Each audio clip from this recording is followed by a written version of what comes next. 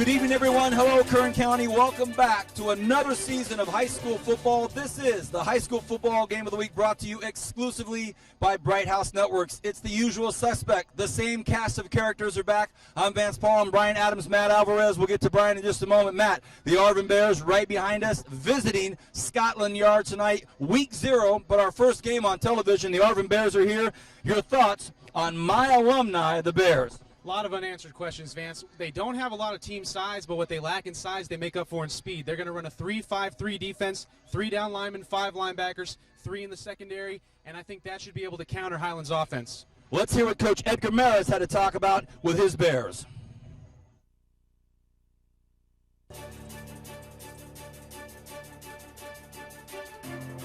Well, we're about 45 players strong. They've had a real good attitude. Team chemistry seems to be real good right now, and everybody's working hard to get better. We got about 5 players that can move, so we're going to just try to get them the ball up front. It's probably the biggest we've been in a while, so it's a nice little combination there, having guys that can move and guys up front that can hopefully move the guys in front of them. Defensively, we've made a whole program-wide commitment to 3-5, so that's different than the years in the past, and we're just real excited with the switch, and there seems to be a lot more intensity and passion and guys flying around a little bit more. Well, they got a lot of great athletes over there, and they got several kids that can make things happen, so we're just going to try to contain them. We're going to try to pressure them and hopefully get them to create mistakes and try to capitalize off those mistakes. They got a very good defense. That's probably their strength right now. We're just going to try to move the ball, be methodical with it, and then hopefully be able to catch them and be able to throw the ball a little bit. And then just be able to execute and not turn the ball over, I think, is going to be the key. Obviously, we have a young team, so I think getting an early victory is especially important just for our confidence and just to let these guys know that they can play at this level. We're excited about the seniors that we have on the team and providing a little bit of veteran leadership. But we're looking forward to the challenge, and we're excited about the opportunity to go out there and see what we can do.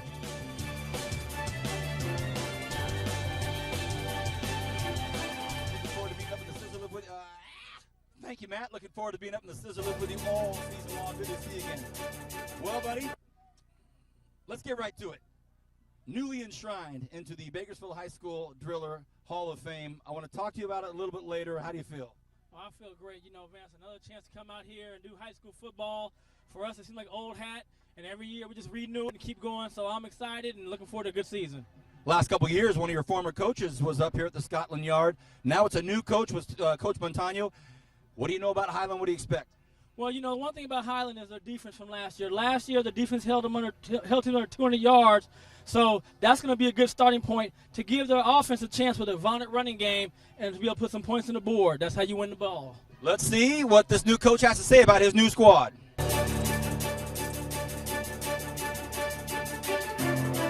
Overall, the team looks like we're going to be competitive. We're returning a lot of our skill guys. We need a lot of work on our offensive line to come a long ways. I feel that we're still a couple of weeks behind on that end of it, but they're getting better every week. Like I said, our skill, we return a lot of skill guys, and it's going to be the offensive line. That's what we need to work on. Because we have so many skill guys returning, we're going to kind of keep the same concept we had last year. We're going to be a spread. You're going to see us coming out from underneath the center a lot more. Last year we were more of a pistol team. This year we're going back to the gun, coming out from under. We're going to throw the ball quick and often, and we're going to run to keep them honest. Defensively, we moved more to the 4-3. The 4-3 look. In the past, we've been kind of a 3-stack team. We've gone to a 4-3. Again, here on the defensive side of it, our strength is in our D-line and our secondary. We're returning a lot of defensive guys. The guys to keep an eye on there are defensive linemen in Jojo Juarez and Brian Stevens. They're going to anchor our offensive line. Linebacker, we have Jaquan Ford and Zach Pasqua again playing linebacker. Our secondary, we have Ryan O'Leary, who's playing our safety. Cody Jones is at corner. And we have a couple of new faces on that end of it in Amon Gregg and Brandon Johnson. Defensively against Arvin on Friday night, our plan is that we're gonna blitz, we're gonna be in a lot of man, and we're gonna pin the ears back and come and get them. Offensively, again, our strength is in our skill guys. We're gonna get the ball out to them. It's a quick passing game, and see what we can do. Our special teams, I feel that our special teams are going to be a big part of our season. We spend a lot of time on it. Every day in practice we're working it. We have a couple of kickers that are vying right now for positions, and our special team wise, our punt I think is going to be an area of strength, our punt return area of strength, and definitely I think our field goal unit can get the job done for us. Thank you, Coach. Well, we're about to kick off. Obviously, balls are hitting me in the back of the leg. It's time to roll. As a player, Brian, first game of the season, what are you thinking about what's happening in your head and your heart? Well, you know, if you're a returning player, you're going to be a little nervous, but not as nervous. But if it's your first year playing varsity, everything's going through your mind. What are my plays? Am I going to remember this? Am I going to forget this? You got to just throw all that out the window. That first contact, that ball goes up, that kickoff, get that contact going and get going. That's about the best you can do. Thank you, B. Matt, you're around a lot of coaches. Your dad's a coach. You interview a lot of coaches. What are coaches thinking about first week? Well, as a coach, tonight's when you find out who wants to go to war, who wants to get down on the field, get dirty, get their jersey dirty. Because, I mean, you can't find that stuff out during the preseason when you hit someone in your own jersey. You've got to go out there first week of football. You got to hit someone else in the mouth. You're gonna, as a coach, you're looking for that one person to stand out, to be the leader of the team tonight. What a pregame, our first of the season. It's technically week 0, but for Bright House Network's viewers, it's our first game of the 2011 season. For Matt, for Brian, I'm Vance. When we come back, the kickoff, the Arvin Bears at Scotland Yard against Highland Scots, 2011, ready to start exclusively on Bright House Networks.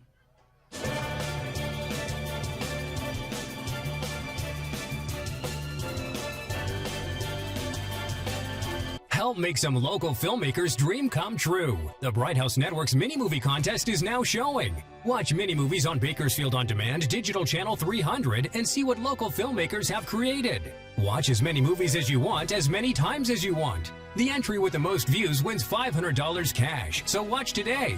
The mini-movie contest from Bright House Networks, exclusively on Bakersfield On Demand, Digital Channel 300.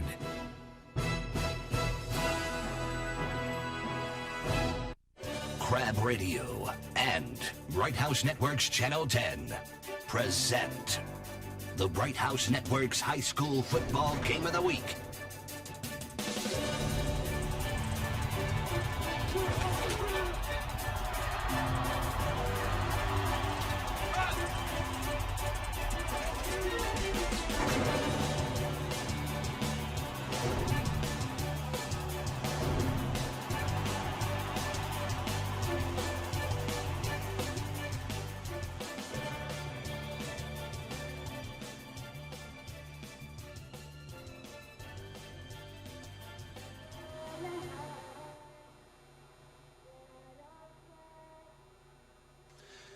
Welcome back, everybody. High school football game of the week 2011, our first game. Excited to be here. I'm Vance Palm. Brian Adams down on the grass as always. And, of course, Matt Alvarez joins me way up high as we enjoy the final seconds of the national anthem.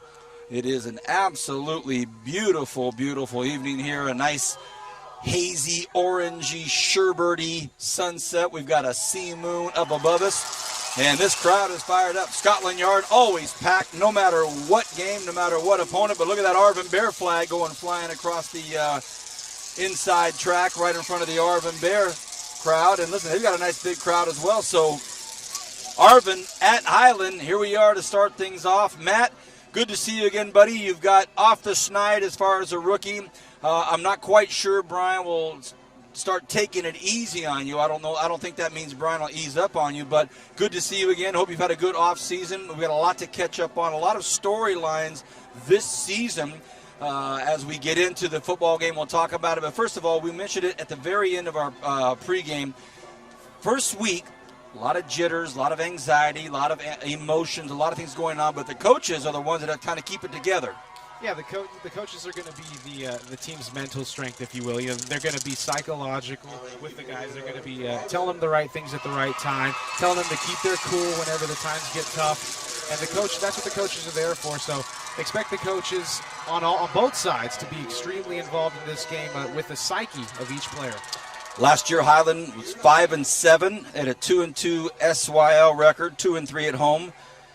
And they were in the Division III quarterfinals, but they lost to Porterville. Arvin last year struggled, 2-8, 2-3 in the SSL. But we had a chance to talk to Coach Sears a few moments ago, Brian and I. They look like, he feels pretty confident, the assistant coach, Larry Sears. Here we go. The ball is kicked off, and 2011 season underway with Bright House Networks. The Bears take it, and things look good already for the Arvin Bears. Oh, my goodness. Marcos Alvarez to the 30, to the 25-yard line, and that's how the Arvin Bears start their season. Let's go down to the grass to our 13-year veteran and newly enshrined Driller Hall of Fame member, Brian. That's how you start the season.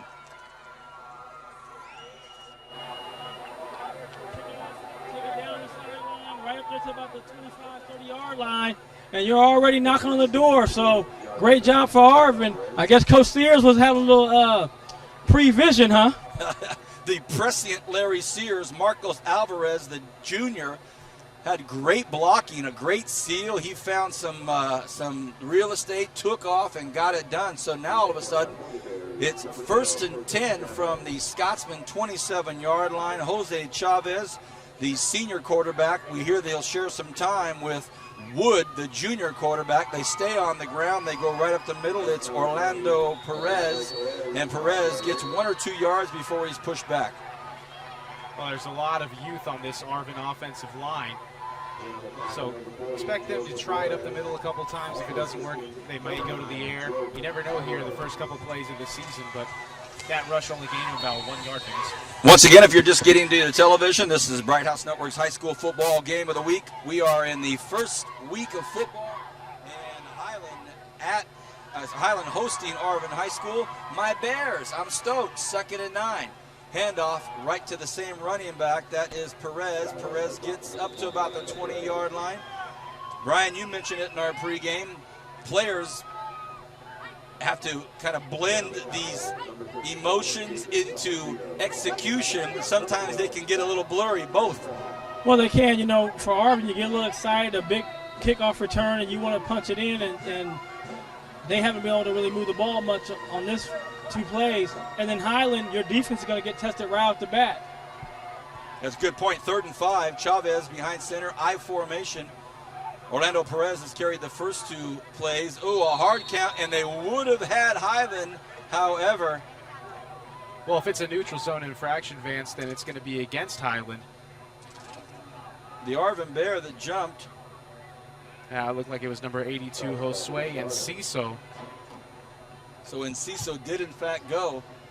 And, boy, that hard count would have worked, but now it's a 3rd and 9. We're just underway. First series for the Arvin Bears. They started off with about a 70-yard kickoff return to the 25-yard line, but now they're facing a 3rd and 9. As Brian said, this Highland defense is going to have to step up one more time. Perez gets the handoff, tries to battle for it, but gets back up to about the 21-yard line.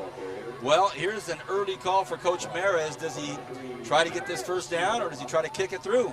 I think he's going for this. Matt, you're the kicking expert. Tell us about what you saw in the pregame for Arvin's kicking game. Well, I saw in the pregame, I saw number 74, Gustavo Tejada. He's an offensive lineman kicking the ball, so I don't know how much trust you can have in your offensive lineman who's also listed as a kicker, but it looks like they're going to go for it on 4th down. And also, Coach Mares would like to think that his offense here, a 2-back split, might try to get something going here, get this first down, or really stamp their name on this first drive. They go back to Perez again. Nice pressure from the Highland defense up there. Looks like it was number 52, Brendan Acosta. They do not get the first down. Highland holds. And you know what this tells me, Vance, is that it tells the Highland coaches that Arvin does not have a passing game. I mean, 3 straight runs, didn't get anything. They got moved back on a penalty, try to run on 4th down. So now all you have to do, you could just put the corners off the field if you want, Brian. Well, I don't know about taking them off, but you better lock those other 2 guys up since they're not a threat as of yet. But I agree with you. I think you can pin your ears back for your linebackers and start sitting them. Well, we're going to find out about the Arvin offense as this game unfolds. They have 2 quarterbacks, Jose Chavez, the senior. We have Jordan Wood, the junior. Jordan Wood was the feature of Zach Ewing's article in the newspaper when they covered his story on Arvin, and he's also the safety. What do you have here, measurement, Vance? They're measuring. We could have saw that up here that wasn't going to be a first down, but I guess you got to make perfectly sure in week 0. The officials, cutting their teeth this first week. Maybe some new guys out there. Did you get the name of the officials, or are we going to do that at I did, halftime? as a matter of fact. I beautiful. passed them down to the truck. Oh, very nice, very nice. So, with 9:41 remaining here in this first quarter, high school football game of the week is underway. We are up at Highland High School, a beautiful night. Always love coming to the east side. We get to see the entire city. And tonight, just a stellar evening. Highland High School, first series, first play from the line of scrimmage. Zach Pasqua, the quarterback for the Scotsmen. They're going to go right to the air. Across the middle, has a man picked off. Tyler Carrs, right place, right time, and Highland Scotsman 1 and out. Well, you talk about right place, right time. I'm telling you, Pasquale looked him down the entire way. He looked right at Tyler Carr, threw the ball directly at him. You'll see it here on the replay. Pasquale, he gets some good protection, and then he just throws the ball. Carr's sitting right there. Pasquale obviously trying to go over the middle, and then Carr able to bring it back about 5-10 yards. Arvin's right back in business once again. I wonder if they're going to go to the air this time, Brian, since they couldn't find anything on the ground. Well, Matt, one of the things I think they need to do is capitalize. Your special teams gave you a big play. Your defense gave you a big play. That's how you win games. But the offense cannot put points on the board. You just keep giving the other team a chance to stay in it. So I think they have to score on this series. And I agree with you. I like to see the ball go in the air on this. Well, here's Jordan Wood, the aforementioned junior from the shotgun, takes a look and hands the ball off to the left side, and it's taken out there by Juan Perez. So Juan Perez gets about 4 yards. And for those of you astute, very, very dialed in Bright House Network's viewers that have been watching us for a few years, you probably already noticed on that first series our new equipment, new instant replay camera angles. Hey, Kern County, we are absolutely thrilled to be bringing you football this season. We'll try to kind of update you as we go from game to game of all the new technical innovations that our Bright House crew has put together. You're going to enjoy it. I know we already do. In motion on the second down, Wood pitches the ball out. Fumble! Still loose, Vance. Robert Bailey just gets hammered behind the line of scrimmage. He is down. The defensive player didn't get his number when it happened. He was lying in wait, and boy, did he put the hammer down on Bailey. Fumble. Oh, you see here on the replay, that's number 2, Ryan O'Leary. And boy, he really put a hurting on number 24, the running back, Bailey. And like you said, Vance, Bailey does not look like he's in good shape right now. He's holding his leg. He did have his left arm at his side, but now he has his left arm on his face mask. Well, a momentum stopper again, this Highland High School defense. Here we go. And, Brian, we're watching it. What did you see? Well, I just saw O'Leary come up on that pitch and let him right into it. O'Leary just went like a cut block almost on that tackle. He goes right through the thigh boards, and it's a wrap right then. The ball's gone, and it's loose. Wow. Well, Brian, we saw the replay up here. That did not look good for his left leg. You can't really pin the blame on anybody for a play like that. As you saw, O'Leary was rushing off the edge, but the Juan Perez, the fullback, missed his block at the last minute, and that led to that big hit on the running back. 8.5 But that's a hard left. block, fellas, for that guy coming out, Juan Perez, because right now, if I'm the corner, I don't have to worry about any kind of passing right now. You already told me you're not passing. So I'm just coming, and he gets him off the ground. That's a great thing that he's getting up and helping him off. So we'll hope he's okay. He's able to bounce back soon.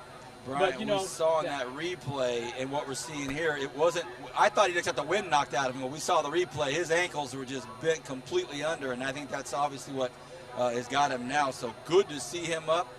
But, hey, fellas, here's another big momentum stopper for this Highland defense. Well, Arvin's going to have to show they can pass the ball sooner or later because, man, that was what happened right there. O'Leary has no worry about passing. He's going to come hard in. It's almost like a corner blaze because he sees the motion to run. He comes up. There's nobody's worried about. He's able to make a play in the backfield. Is it second or third down? It's going to be third down, Vance. Third down. So it's 3rd and 12. Arvin in the huddle. Wood, the junior quarterback, has been the quarterback for this series, but now he's faced with a 3rd and 12. He's in the shotgun, And he has Juan Perez to his right. Now, after all of that, the clock stops. After all of that, it's a penalty. And is it delay a game? It is delay a game against Arvin, so that's going to move him back even more. Just like Brian said, the special teams gave him good field position. Defense gave him good field position.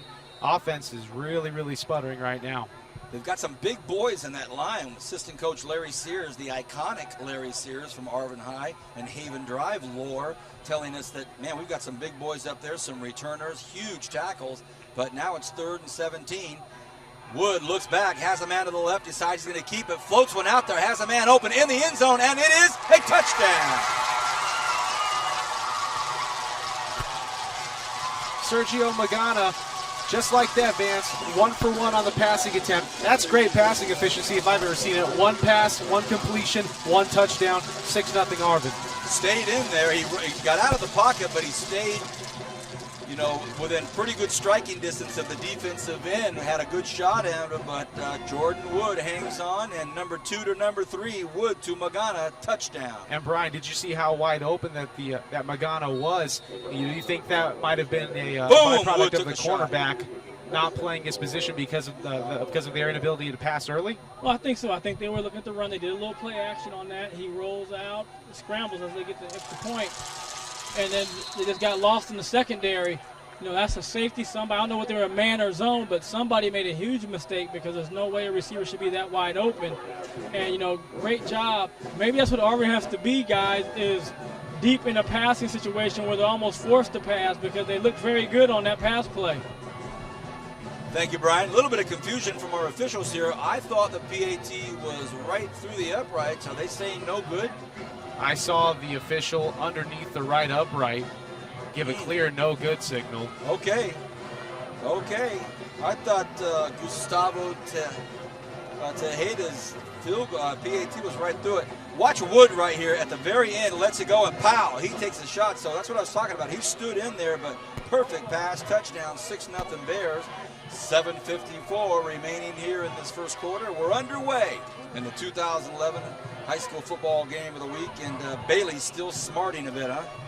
Yeah, he looks like he's in some pain. They got the trainer working with his left leg there, kind of wiggling it around. You know, I'm pretty sure that's to make sure that, or to see initially if he may have tore something in his knee or maybe sprained an MCL, ACL, something like that. Okay, 6-0. We'll see what Highland can do here. Highland's had 1 play from the line of scrimmage. It was an interception on the very first and only play they had, so they haven't really had a chance to get rolling here on offense. We'll see. Here comes Tejeda's kick as the Bears will kick off for the first time. Well, they've got Amani Gregg and Malik Nichols back deep for Highland. Taking about the 22, 23-yard line, looking for some outside room there. It doesn't get outside and gets wrapped up. And John Reyes, the Highland Scotsman that ran it back. Well, we got a second here. Brian, no way am I going to allow you to only talk about your enshrinement for 2 or 3 seconds. Congratulations. It was a great time for me to call you the day. I think you were putting your suit and tie on when I called you. Give us some thoughts, my man. You know what, Vance? It was just one of the best sports moments of my life. You know, you got to put it right there. I played in the Rose Bowl, Pac-10 champion, 26 wins. But that was just one of the more memorable nights of my life in sports. Brian Adams inducted into the BHS Football Hall of Fame earlier this spring. And funny, Brian, you were inducted, but I got a lot of phone calls. They said, hey, your man's going in. I said, he's not my man. You kidding me? I said, he's BHS's guy. But, boy, what a proud moment for all of us here at Bright House Networks to have one of our own. Fans, I need to say one thing. Coach Gola and Shelly Gola and the whole organization at BHS, they put it on. It was a first-class event. I got to hear some stories of guys who played, and my years are gone, you know, years past, and it was just a beautiful event, and I'm just really thankful for them. Thank you, B. 2nd and 5. Scotsman trying to get something done here on offense, and nice bit of nifty footwork out there by Jaquan Ford. He's a 200-pound senior. What do you have on Highland this year, Matt, as we watch their first drive? They're trying to plod along here. Pepper us with some info whenever you can. 3rd and 2. Here's a big 3rd down. One back behind him, and that's Ford. Everybody else split out in doubles.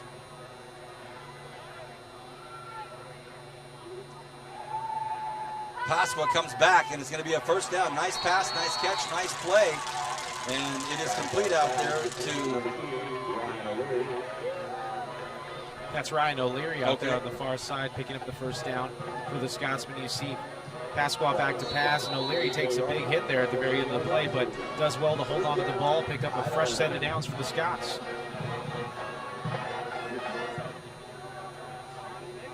Pasqua, again, sending anybody out as far as they can. They only has Ford in the backfield with them. Here come the Bears. They blitz. Pasqua looks over. A dangerous pass, but it's complete out there to Cody Jones. Cody Jones makes one nice move. Cody Jones gets knocked out of bounds at the 29-yard line.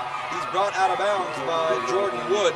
But here we go. Here we go. Highland's starting to get a little bit of rhythm down. Yeah, finally Highland's starting to muster up some offense. Like you said, Vance, that was a very dangerous pass. He had to float it over the defender in the flats and found his man. Jordan Wood again on the tackle at the very end. You see Pasqua drops back, finds his man on the near side, Cody Jones, and boy, that was just out of the fingertips of the defender there.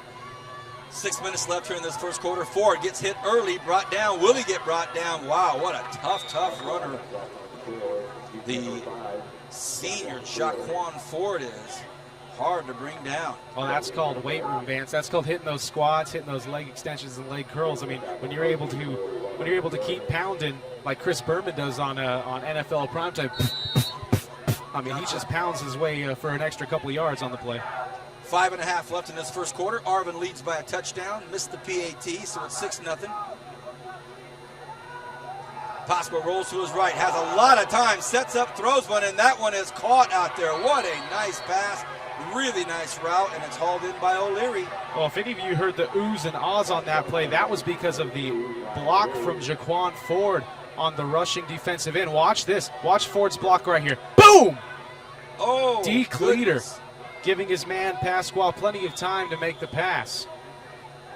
Man, that's a big hit, and that happened on Robert Flores, who's 5'10", 246, so a battle of strong guys here. We have a timeout taken by Arvin High School. Gives us the chance to kind of catch our breath, Matt. That might be an early contender for a hit of the night, Vance. Offensive hit of the night for that. Want to remind everybody that tonight's game you'll be watching at 11 o'clock on Channel 10. Throughout the season, though, there's that block right there. Man, oh man, oh man, what a hit. And watch this pass, perfect route, perfect catch, good job. But as I was saying, this game is playing at 11 o'clock tonight, but from here, after this week moving forward, they'll be played at 10:30 on Friday nights on Channel 10. We've moved it to the Perfect 10, Channel 10 at 10:30, and then starting Saturdays, it'll be on demand Channel 300. So the same routine, but now it'll be on Channel 10 on Friday nights at 10:30 with a nice pregame starting next week. Matt Alvarez, our very own Matt Alvarez, and Zach Ewing. Zach Ewing is now doing, you know what? I reeled that guy in about 4 years ago. His first week, I think he was in Bakersfield. I had him on Bright House Networks. We kept bringing him back. Now you and Zach will have a pregame show every week. Looking forward to that. 5:21 remaining in this first quarter. 3rd down, big 3rd down for the Scotsman. Fires it across the corner. It's dropped right in the hands of Justin Vlahos, and boy, would he want that one back. I'll tell you what, Vance, I think that was a case of alligator arms, Brian. I think he heard those footsteps coming, you know. Oh, boy. The safety for Arvin's made a couple big hits already, so he wanted any part of the ball right there. But you know what you said about Pasqua earlier, watching his receivers. If you're a cornerback there, you gotta be watching him, because he's looking at your receiver. He's gonna try to come your way, so you're gonna have a chance to make some plays. They're going for it, 4th and 3. And Pasqua goes to his left. He's got enough room. He'll pick up the first down. Takes a hit, but he gets down at the 15-yard line. 1st and 10 Highland. Nice play. Well, good job on the keeper there by Pasqua. You're going to see a lot of spread offense from this Highland team. They're going to run the option as well. You see, he has the option right there to pass to Jaquan Ford, but he takes it himself, picks up the first down, runs over a man in the process. 1st and 10 Highland from the 15. 5-minute mark left here in the first quarter. Arvin leads by 6, but here come the Scotsmen. Ford takes the handoff to the left, and he's almost brought down, but he finally is. Nice initial effort out there. Really, really good play by Sergio Diaz. Yeah, Diaz persistent. He almost used the alligator roll to try to take Ford down, and he was able to do so. No gain on the play. It's going to be 2nd and 10.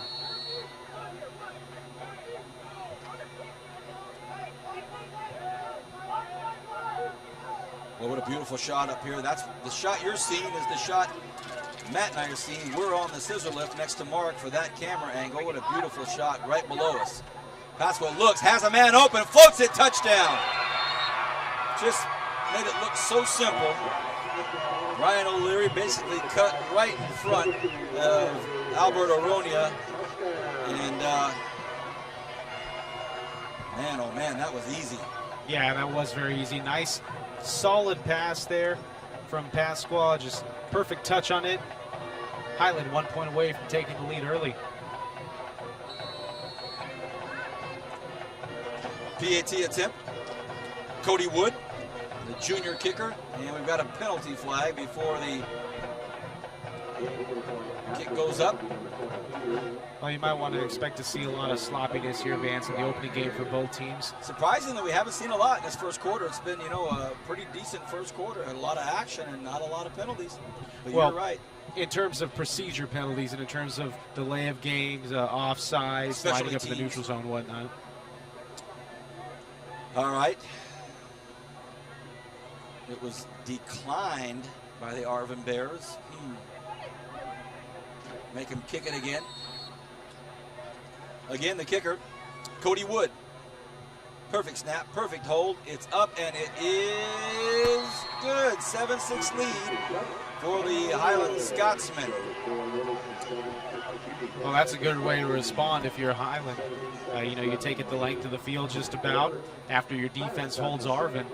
See here the touchdown pass. Nice touch pass by Pasqua, finds Ryan O'Leary. O'Leary was also the holder on that, so you could tell, the holder on the extra point rather, so you could tell that the coaches really trust his hands. 4:17 remaining in this first quarter. I'm Vance Palm, joined by Matt Alvarez, Brian Adams down on the grass, and over to Brian's left, for you Arvin Bear fans, you'll see the great Larry Hallam. He's talking with, of all people, Baines Bank. And look at this. Uh-oh, I better make my announcement or I am in trouble. Look at this shot right here. Oh, doggone it, I'm in trouble. I've been hounded all week by the president of the Arvin Alumni Band. You guys know that I went to Arvin. Everybody knows that I'm an Arvin Bear. Well, the Arvin Alumni Band members do a pretty cool thing. They incorporate themselves into the high school band, the current high school band. They travel with them. They go with them to the away games. And it's a pretty cool deal. And I wanted to let everybody know that the Arvin High Alumni Band, they do a lot. They're going to have a Texas Hold'em tournament at Golden West Casino on October 1st. They've got prize money that goes out. All the proceeds go to scholarships. The Crimson Bear Brigade, and I'll try to give you some more information as we go. You're going to hear them all night. The Bears take off again on a pretty nice return. Gets up to the 35-yard line. 1st and 10 Arvin Bears. So let's see what we see from Arvin here. You know, they scored their last time down on a touchdown pass. So let's see if they stick with the air. I mean, they're 1 for 1. They're 100% passing plays, although I think they'll probably keep it on the ground. Speaking to Larry Hallam down there is Mr. Baines Bank, one of the senior officials from the Kern County Officials Association and tomorrow night's national anthem singer at Memorial Stadium. So he's who I got the BC tickets for, Vince. That's the guy, man. All right. The synergy here in Kern County football is ridiculous. 1st and 10, I formation. Chavez back behind center. They're going to run the ball. They go up the middle with it. Again, it's Perez. Perez takes a couple of hard hits, and he battles to the 38-yard line. That's a nice piece of running. Yeah, they go right back to the ground game, pick up about 6 yards on the play, putting up a second and 4 rather. Here you see on the replay, getting some nice blocking on the right side of the line. Then that's Perez's escapability there, able to pick up those final yards. 2nd and 4.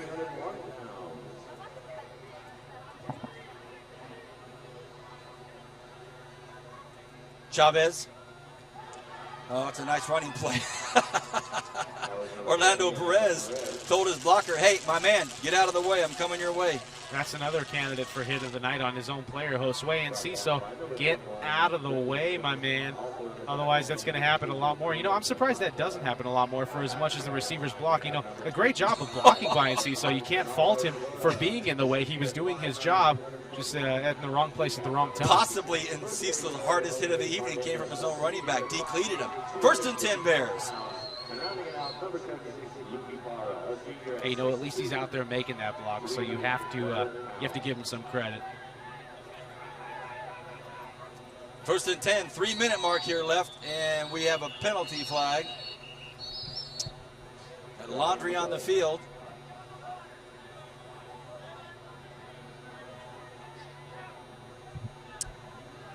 We are at Highland High School, the Arvin Bears, visiting my Bears. Boy, it's good to see so many of my longtime friends, friends of the family, former coaches. Hey, look at this. Larry Hallam on the left, Bainsbank on the right.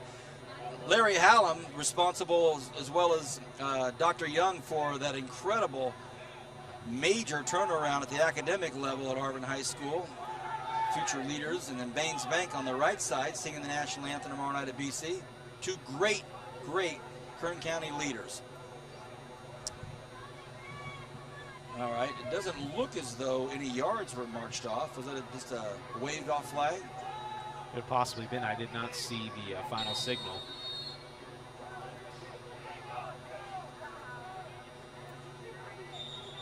The big fella jumped right there, and that's going to be Lupi Para. So Para, and he's an easy guy to spot, 6'4", 288. Probably the biggest guy in the squad right there for an undersized Arvin team. They're pretty, I tell you what, I know what you're thinking, but when I was down there and Brian and I were talking to Coach Sears, man, there are a couple of big old boys down there. And there's one young man we're going to meet, and I think it's Jose Cardenas. Here in a little bit, hand off to the right side. No, nothing. Matt, what are you doing? What are you doing? I'm getting instructions from my cameraman. So Bright House commits to an incredible financial investment in all this new equipment, and you're the guy that's going to shake it and rattle it up on top of a scissor lift. Boy, that's smart. That's smart. I'm getting instructed to by somebody who has seniority over me, which is pretty much everybody here. Brian? I'm not saying anything. He's made it through his rookie season. I have to give him veteran respect. It's not Brian, it's Carlos. It's Carlos Aguiano. Oh, and that's a guy you want to listen to. All right, look out, look out, look out. Try to do kind of an inside slant. Highland sitting there waiting for it, and that's going to bring up 3rd and long again. Brian, other than that long touchdown pass, you know, from that Wood threw, we haven't seen a lot from Arvin on offense. You know, on this series, they had a couple good runs, got a first down, then they kind of stalled again. Seems like the Highland players have settled down on the front line. They're now getting some penetration, and they're making it tougher for them to run. But I think here again, you see now number 2's coming in. He's going to be Wood's coming in. Actually, he's going to be the one passing, looks like. So last time it worked, you get a little play action. Who knows? They fall asleep back there. Another big play. 3rd and 17, Matt. I think they don't have a choice but to go to the air here. As you see Wood in the shotgun, he's got the blitz coming, gets a block. Wood rolls to the right, fires to the right, and it's caught by Marco Salvarez, who goes out of bounds after a gain of about 6 yards. That's well short of the first down, though, Vance. Going to be about 4th and 11. Had a guy open deep, but, boy, the pressure was coming. So under a minute here in this first quarter. 7-6. Highland leads by 1. Nice football game. You see, well, you won't see him in the picture there. He did complete it out there to Alvarez, Marcos Alvarez, no relation. No relation. I don't think so. As far as you know. 4th and 11. And now we'll see the punting. Now, is the clock supposed to be running in high school? I mean, he did get pushed out of bounds. And I think it's exactly what the coaches are saying. How is this clock running? And now Coach Edgar Morrow is calling a timeout, wants to talk about it for a moment and say, he was pushed out of bounds. We're losing time here, losing seconds. Well, I mean, that's understandable. Every second counts. I mean, how many games did we do last season that came down to, you know, the last 20 seconds of the game, and about 30 seconds just ticked off the clock there after the end of that play? You know, one of the things that they may be talking about, progress was stopped in bounds. I thought he was out of bounds, but whatever it is, that's why somebody has to be paying attention. A coach, a player, they have to be noticing those things. And again, unless they're thinking about going for it on the punt, I mean, I don't know, Matt, you're the punter. 5 more yards back, is it a big deal? Well, tonight's referees you see on the screen, the umpire Bob Wallace, the headlinesman Sean Carlson, the line judge Ruben Sanchez, the back judge Paul Kaminsky, and on the box Jeremy Dirks, all fine members of the Kern County's Officials Association. If you would like to become a member of the Kern County Officials Association, doing anything from baseball to tennis to any sport out there, kcoa.org. Thank you, Matt. Well, we're back to the punting situation for the Bears. Standing on the 31-yard line. And he gets blocked! It's blocked!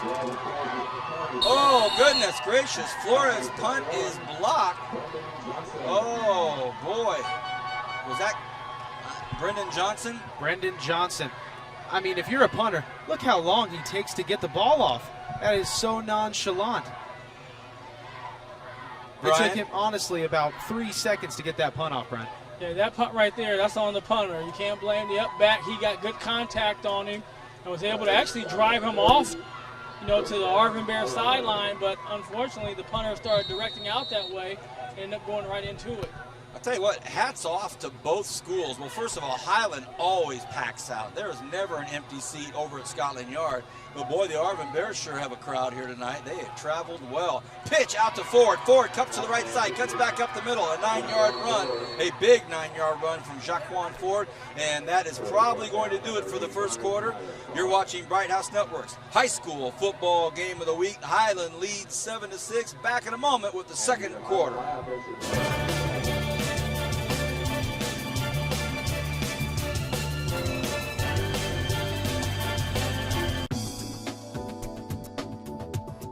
Bakersfield On Demand on Bright House Network's Digital Channel 300 brings you a look at community events in and around Kern County. Our area has a wide variety of local events like festivals, cook-offs, galas, parades, and much more.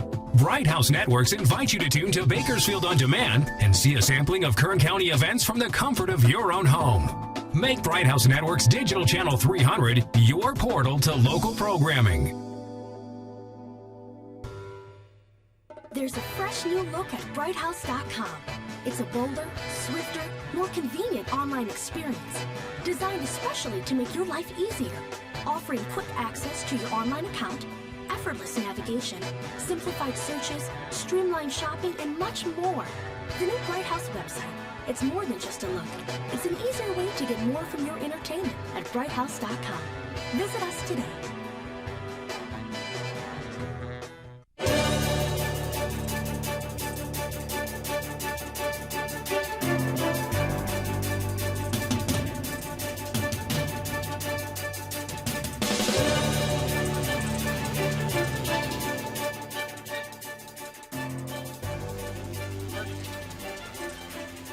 Back here at Scotland Yard, 12 minutes up on the board. Starting the second quarter, Highland faced with a 2nd and 1 from the Arvin 31-yard line, rather.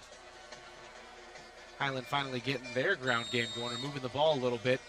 They're up 7-6 as under center goes Zach Pasqua. Pasquale's going to take the snap. Sorry, Vance. No, go for it, buddy. Cut you off there. He fires the pass. Main man, Ryan O'Leary, once again over the middle. Picks up the first down. Pasquale has a pretty good arm, Vance. what we've seen thus far. Nice accuracy. As Matt said, we're just underway in the second quarter. Pleasure to have you with us. I'm Vance Palm. That's Matt Alvarez. Down on the grass, Brian Adams. And we see a nice replay here, Matt. Yeah, look at Pasquale. I mean, just he has that touch. And, I mean, it helps when O'Leary gets that open over the middle as well, Brian. One of the better receivers in the area, but you got to put two guys on him or jam him on the top. And that time, Pasquale did a better job of looking over to his right and then coming back to O'Leary, so good adjustment.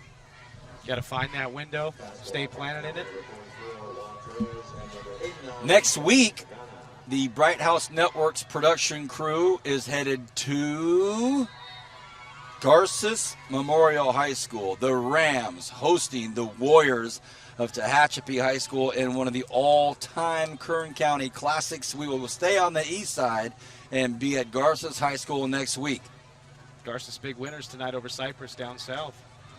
2nd and 5. Ford looking for the end zone. A big hit, but he's kept out, but very, very close. And Highland knocking on the door, and things are going to get pretty interesting here in a few minutes.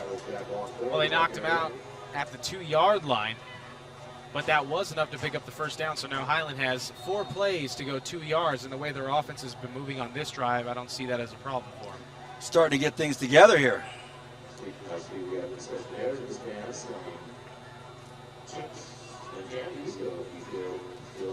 Just underway second quarter, as Matt said, 1st and goal, 4 shots at it. And it looks like Pasquale's going to keep it, and Pasquale gets in. Touchdown, Highland. The place goes crazy. Well, Pasquale doing it himself. I mean, he was very instrumental that drive, completing a couple big passes. He and Ford did most of the work. O'Leary with a couple good catches. Now Highland has a chance to go up by 8 if this extra point sails through.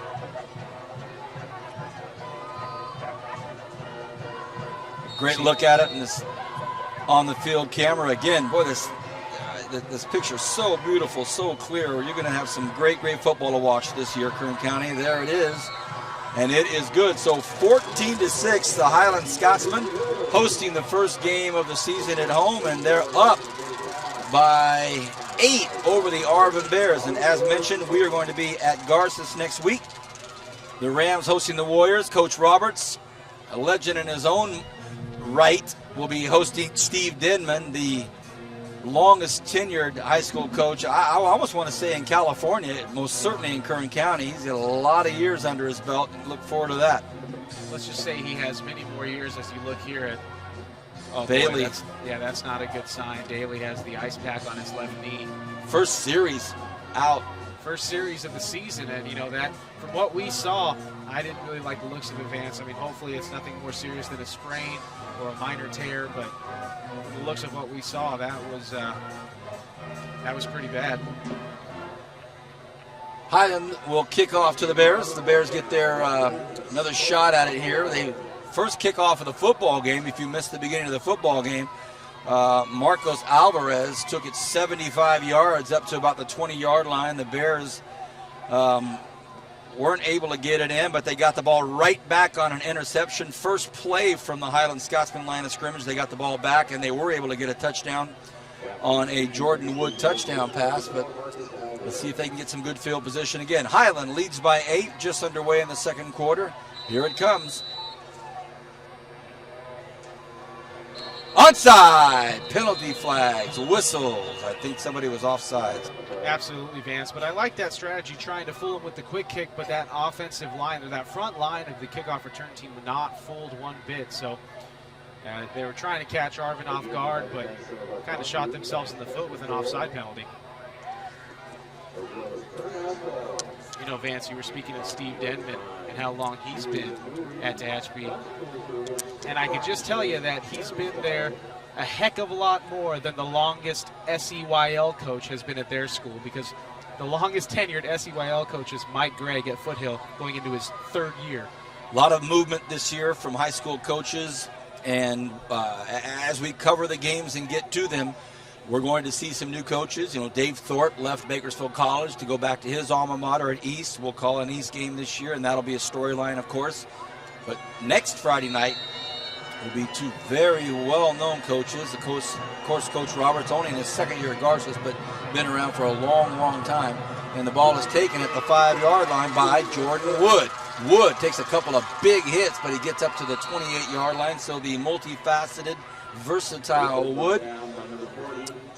It's good field position. Yeah, let's see how Arvin starts this drive off. If they go to the air, or if they stay on the ground. You know, I'm apt to believe that they would go to the air. I think that ground game is really trying to punish that Highland front four.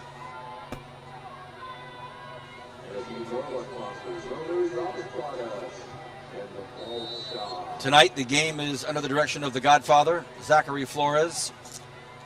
Kind of. We are experimenting amongst the great genius minds we have in the truck. Of course, senior director, producer Bernard Johnson overseeing all that happens. We've got Mark up here in this scissor lift, Kevin Willie over there right below the Arvin High Band. He's up on the other scissor lift.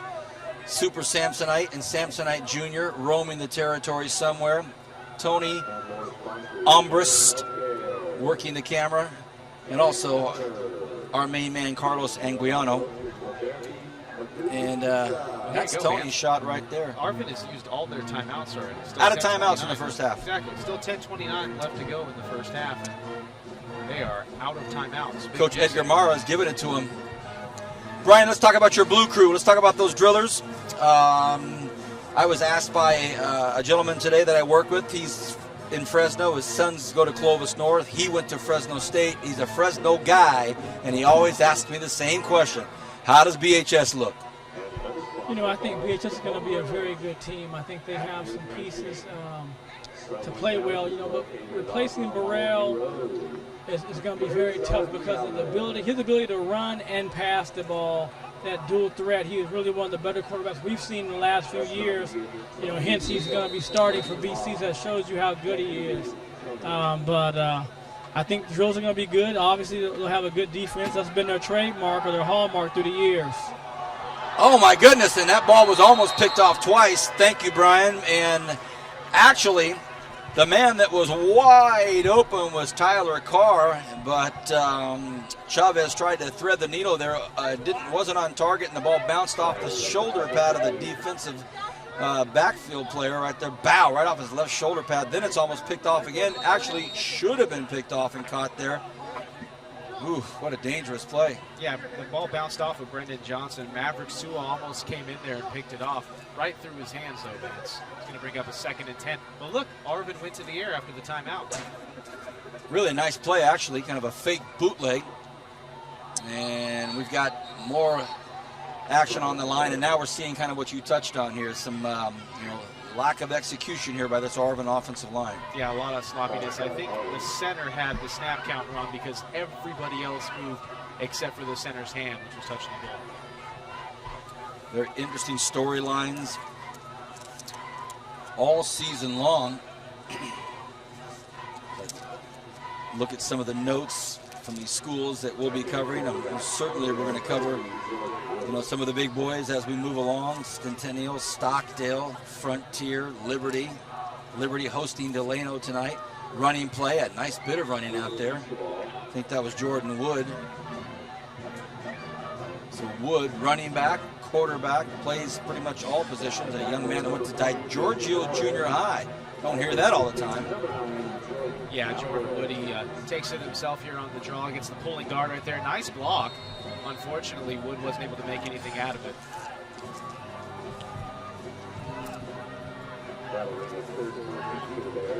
Long 3rd down, about 3rd and 15. We're under 10 minutes to go here in this first half. Wood, shotgun. Hands the ball off and looks like it could develop into a nice running play. Still on his feet, and it is a nice running play. And what a big first down by Orlando Perez. OP. Perez is their main man. If you remember last year, if you're an Arvin fan, Perez was playing JV. Actually came up due to a week zero injury. to Christian Lopez, who was their stalwart running back. Orlando Perez was brought up from JV, had a respectable average throughout the year, but now they're going to be putting all of their money on Orlando Perez's legs this year. What's a big run right there. 1st and 10, under 10 left here in the first half. The Bears trying to get up to midfield. This time, a fake to Perez by Wood. Wood chops up 2 or 3 yards. Ryan, staying on that driller theme, Mercy Maston had a great summer and early, late August workouts with Bakersfield College. He's going to get some times. Tevin Jackson, also, is a huge part of that BC football team. So your driller is well represented this year up there at BC. Well, as far as Mercy Maston, he was a big-time Division I prospect. Unfortunately, he wasn't able to take care of the other end of it.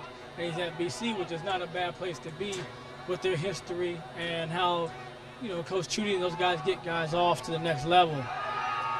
They go to the air. Wood finds his man deep, and pretty good defense down there intended to Matt Munoz, but didn't happen. Nice defense, and that's going to bring up a 3rd and 5 or 3rd and 8. Yeah, 3rd and 5. I think John Reyes, 3rd and 8. You're right, Vance.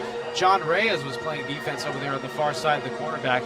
He was step for step with the receiver, and that's got to be a thread-the-needle pass. And unfortunately, it looked like the ball was going to sail out of bounds anyway.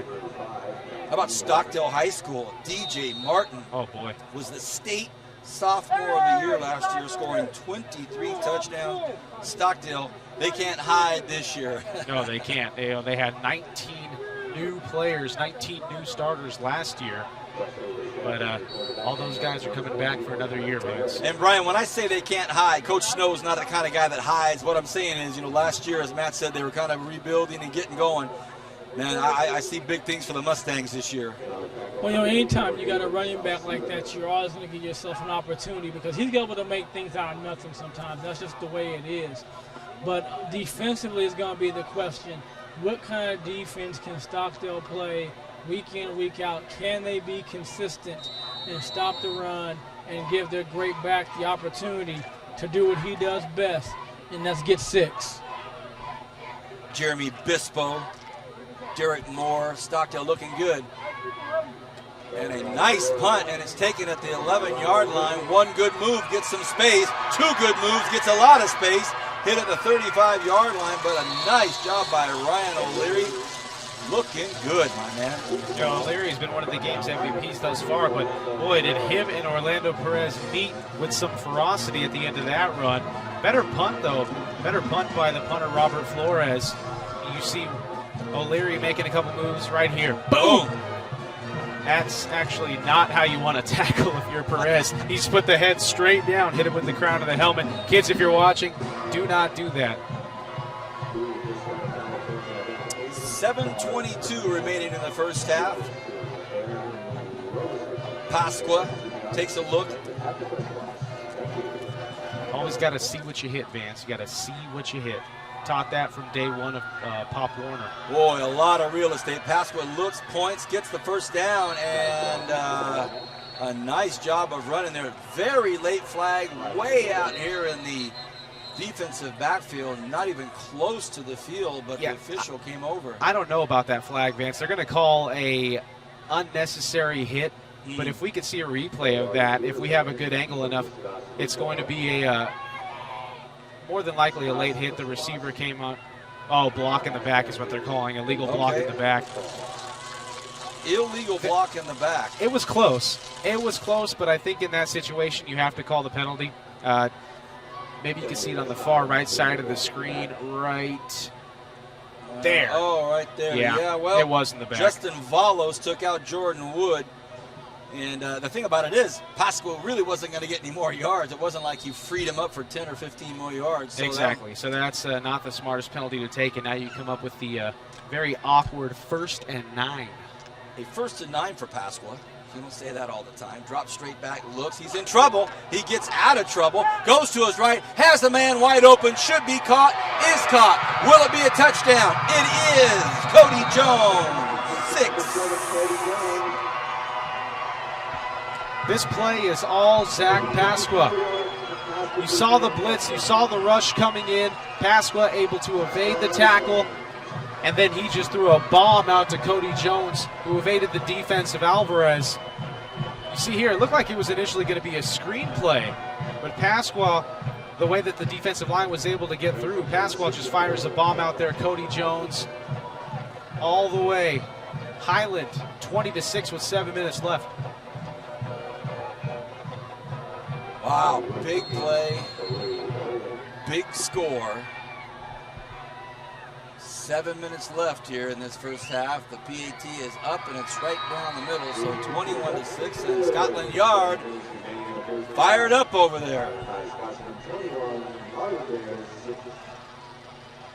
Well, Brian, what's on your mind?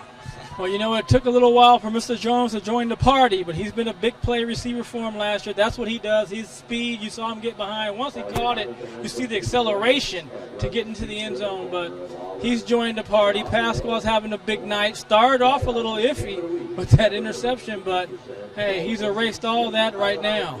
Now we see assistant coach Sears over there with Coach Martis, and they're leaning in on this Bear kickoff team, trying to say, hey, fellas, we need to kickoff return team and say we need to get some really good field position here, get ourselves some momentum and keep this thing tight as we go into the first half. You know, in the Arvin Bears front had him. They had the rights. They just weren't able to pull him down. Great call. They got the blitz. They got the penetration. They just weren't able to tackle him. And then he made a good throw rolling out to his right, and he really put it on the money. You couldn't ask for a better throw from Pasqua. So they had an opportunity to make the play, and really the defensive back wasn't in horrible position. He just looked up for the ball. When he looked up, he got a little separation as opposed to just running to that hip and then looking up when the receiver goes up. Well, that's what I mentioned, Brian, the way that the defensive line was able to get in there. It looked like it was almost going to be a screen pass. That was all Pasqua on that play. Scots will kick off 21-6. See if they can.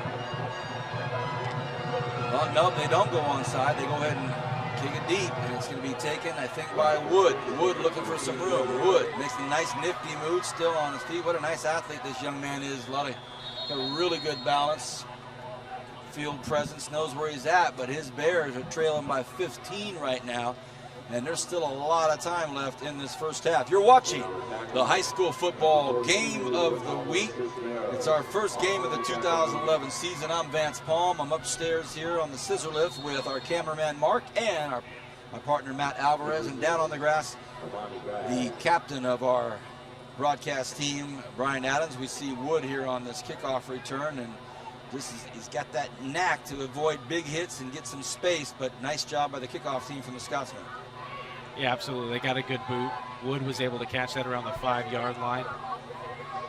And it's going to be good field position, good defensive field position if you're Highland.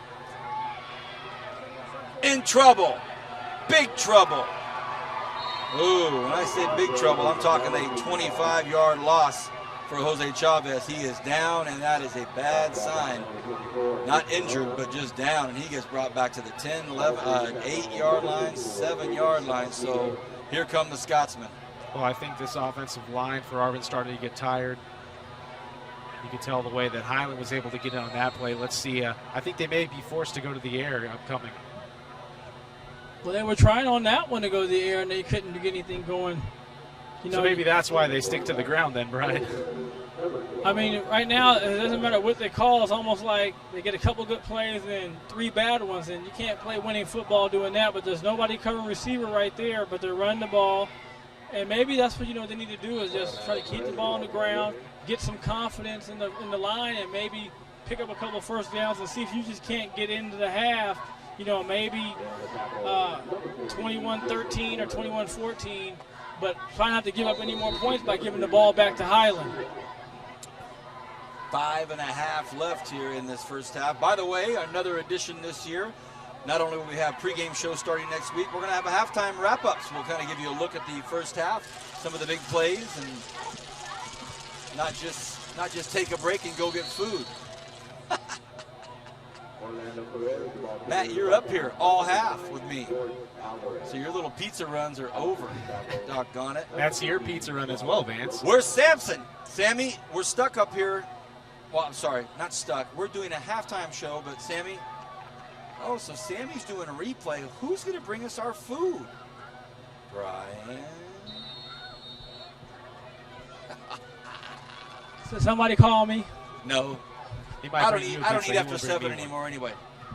4th and 5. The Bears are going to punt. High snap. Oh, he gets it down. This time he gets it up, and it's a nice one. It's a good one. It's going to bounce at the 33-yard line, and it's going to be taken by O'Leary. O'Leary's still on his feet, and he gets up to the 39. So both number 2s for the teams out here, Ryan O'Leary and Jordan Wood, dangerous athletes. Boy, if O'Leary didn't trip over his blocker, David Salcido, number 34, O'Leary could have taken that all the way because he had a good head of steam going. He had to avoid, though, his own blocker, Salcido, tackled about at the 40-yard line, so they're going to have to go 60 yards to pay dirt here. 4:36 remaining in this first half. Don't forget, at halftime, we're going to give you a recap of the half as we get ready for the third quarter. I'm Vance Palm, joined by Matt Alvarez. And down on the grass, of course, Brian Adams. And here is Zach Pasqua, the quarterback for the Scotsman. He pitches it out to Ford. Ford takes a look, cuts in. Oh my goodness, what a move. One big move, and Ford still has some room, still on his feet, still doing the damage up to the 28-yard line. What a nice run by Ford. Well, just another weapon for Highland, Ford, and then they have their wide receiver, Ryan O'Leary, Brian. You know, one thing offensively, Highland's going to be able to put some points on the board, it seems like. The quarterback is settled down, playing very well. You know, Ford really hasn't been used tonight. He's really their marquee offensive guy. He's a guy that can rush for 200 yards in a game. And then they have the 2 receivers, in O'Leary and Jones, who are big play performers. So they have some pieces offensively. Can the line hold up through the season? And their defense continue to play solid. The scoreboard's wiped clean. No time, That's no a fumble. scores. Fumble!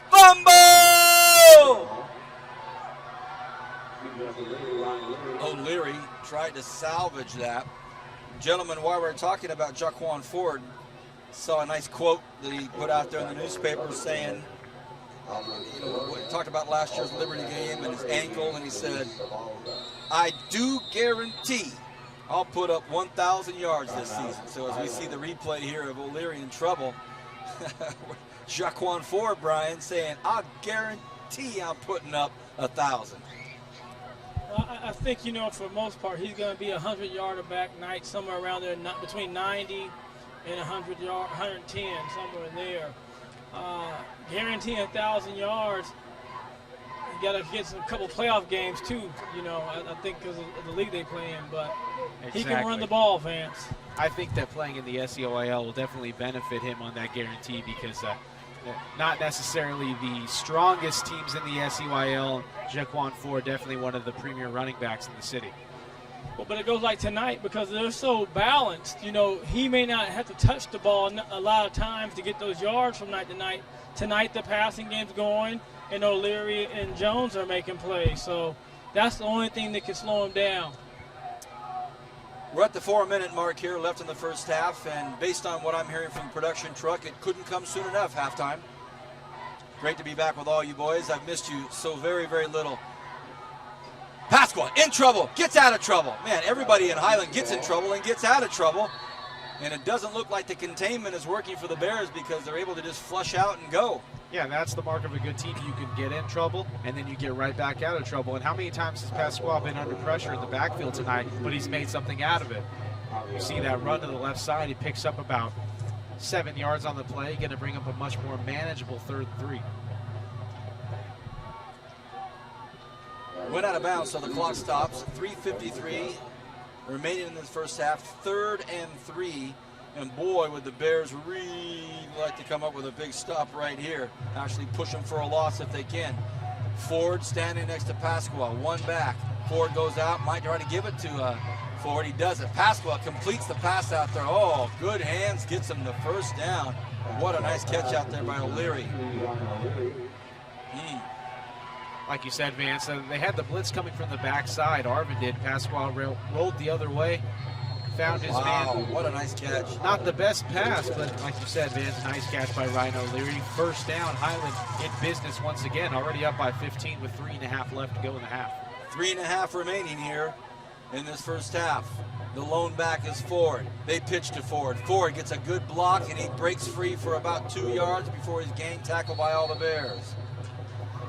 You know, I'm not sure if that play was designed to go back to the inside, but Ryan O'Leary had his man blocked down to the inside, so if Shaquan Ford had broke that to the outside, probably could have picked up a little more yards. Nonetheless, pick up a 5 yards on the play, going to bring up 2nd and 5, 2nd and 6 actually.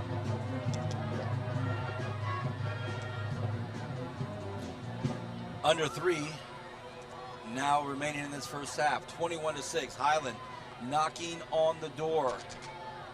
Pasqua fumble! Thought he went down. He did.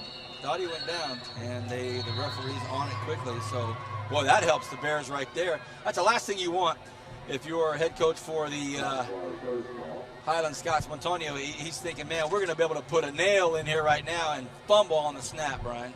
Well, you know, Vance, the way he's going, too, sometimes you're not even worried about it because you're saying, okay, we lost that down. You're right. But we're passing the ball so easy. We really hasn't used Ford yet, so let's just go ahead and regroup, boys, and see if we can't pick up this first down, or better yet, let's put 6 on the board. Half glass full, Brian Adams. 3rd and 9.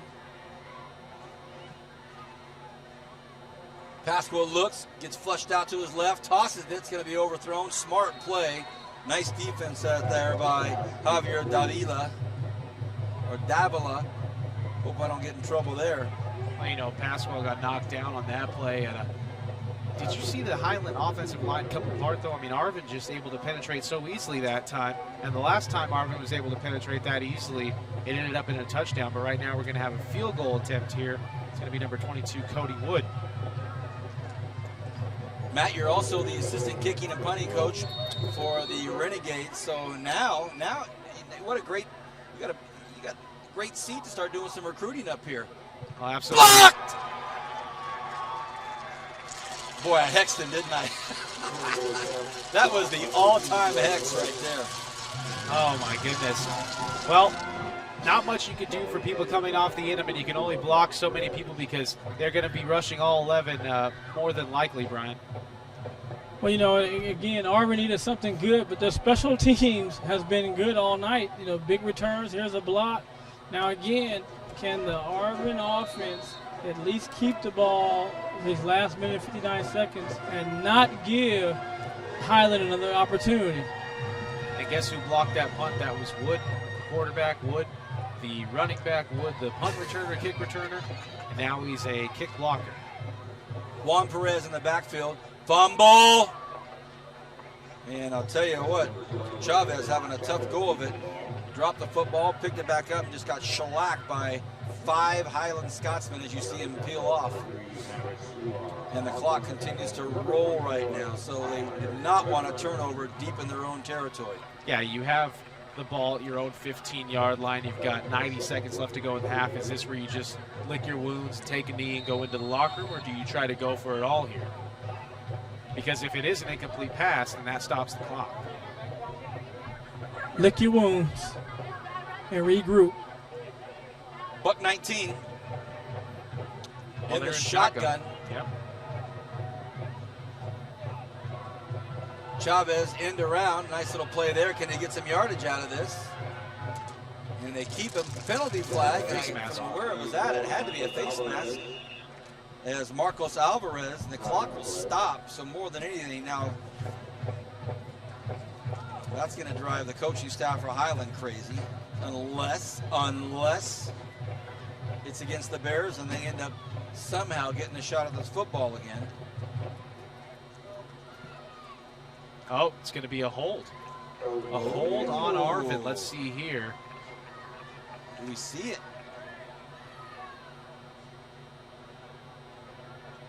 Wow. Where? Don't see that at all anywhere, actually. Yeah, because that referee was looking into the defensive backfield, nowhere near the offensive line. And that's where he threw the flag. I don't know. Must have been a hold on the safety maybe by a wide receiver blocking downfield. 2nd and 20 now. Highland still has 2 timeouts, so you can't necessarily take a knee. You've got to play some football here.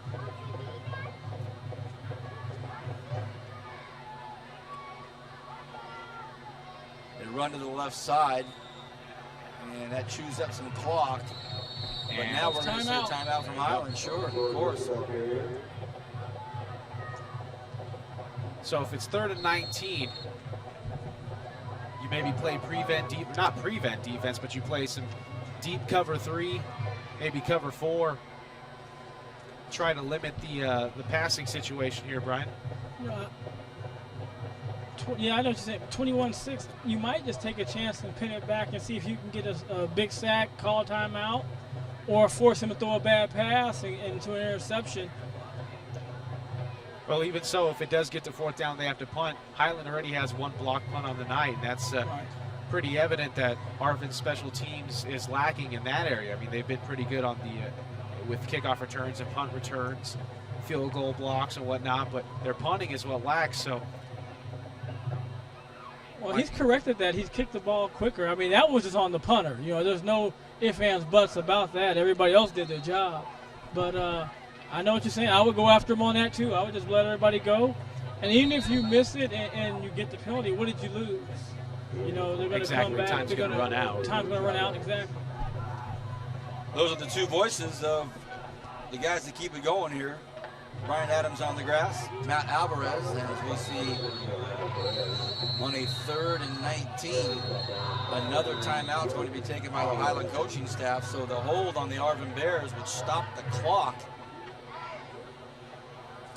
Might possibly give the Scotsmen 1 more shot at it as Orlando Perez trying to stay on his feet. But with 27 seconds left now, it's going to be 4th and 19. Arvin's going to have to punt this baby. So here's the punting situation, Vance. You've had 3 high snaps. You've had a punt that's been blocked.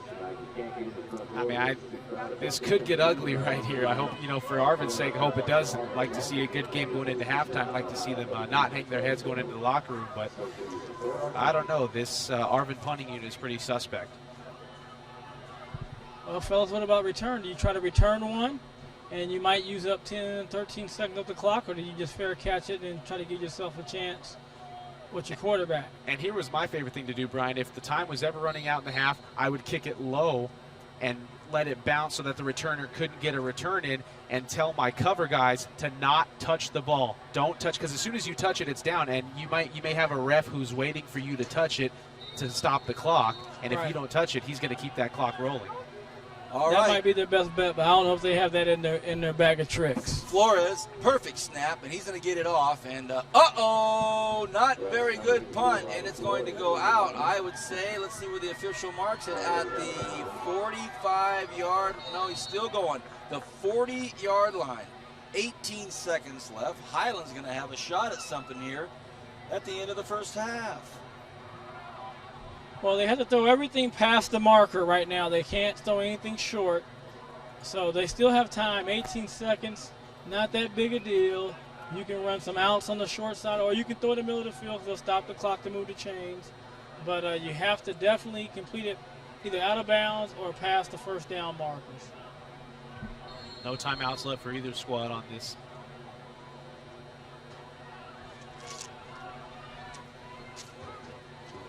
Pasqua from the shotgun. Rolls to his left. Flag on the play. Throws it up. Launches it up. Oh, my goodness. Oh, and it's dropped by Cody Jones. That was 6, baby. It's coming back anyway. There's a flag over here. It might have been all for none. Boy. It's got to be illegal formation. Someone, 4 men on the line. You're supposed to have 4 men on the line, maybe 5 men on the line. Nonetheless, that's still a mile on practice on Monday for Cody Jones. Cody Jones is going to be talked about with that one from his coaching staff, from the standpoint that, hey, you got to just act. You got to think like that wasn't a penalty, and you realize that was 6, my man. You go back and you say, no, it was a penalty. The play didn't count. That's what you do. So his receivers coach will take the high road and say, hey, don't sweat it. Depends on if we win or not.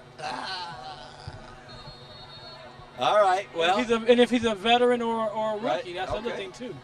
Well, he's a senior, a very good senior. So Pasqua now right behind the center, throws it out here. They're going to try to make something happen. O'Leary gets out of bounds with 6 seconds.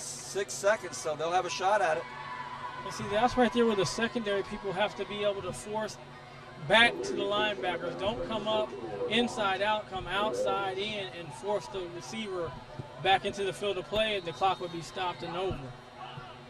Yeah, and if you're number 23 there in the defense for Arvin, that's Javier Davila. You've got to force him back to the inside, like Brian said, not let him juke you to the outside. Here it is. Last play of the first half, conceivably. They go to the right side. Pasqua lobs one up, throws it up, has a man open. It's O'Leary. O'Leary, can he get in? Will he get in? What a play. Last play of the first half. He battles his way in for a touchdown. Oh, boy. You know, I think the Highland offensive line got away with a holding call early in that play. As you see right here, right on the right edge. Well, this is just all O'Leary here. He gets in between two defenders, and he is not going down. He gets in, dives, and makes it a touchdown. And now Highland up 27-6. No time. The time is out. So after this ball goes either through or not through the field goal post, the half is over. Here's the PAT attempt by Cody Wood. It's up, and it is blocked again. So Highland ends on a high note. Although the PAT was blocked, it's 27-6. Highland, after being outscored the first couple of minutes on a touchdown, have come back and made it really count. A big, big play at the end of the first half. Very unfortunate for the Bears. When we come back, we'll have our first half highlights. All of this on Bright House Network's High School Football Game of the Week.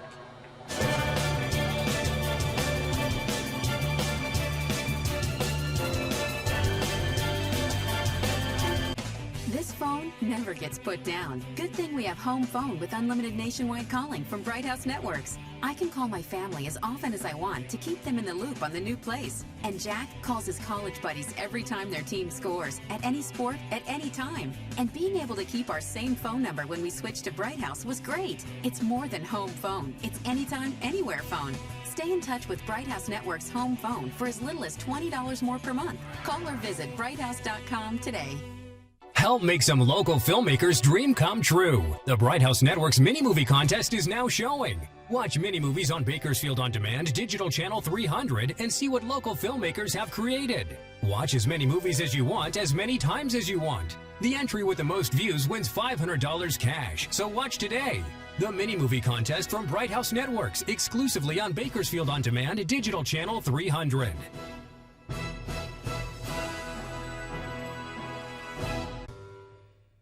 There's a fresh new look at brighthouse.com. It's a bolder, swifter, more convenient online experience designed especially to make your life easier, offering quick access to your online account, effortless navigation, simplified searches, streamlined shopping, and much more. The new Bright House website, it's more than just a look. It's an easier way to get more from your entertainment at brighthouse.com. Visit us today.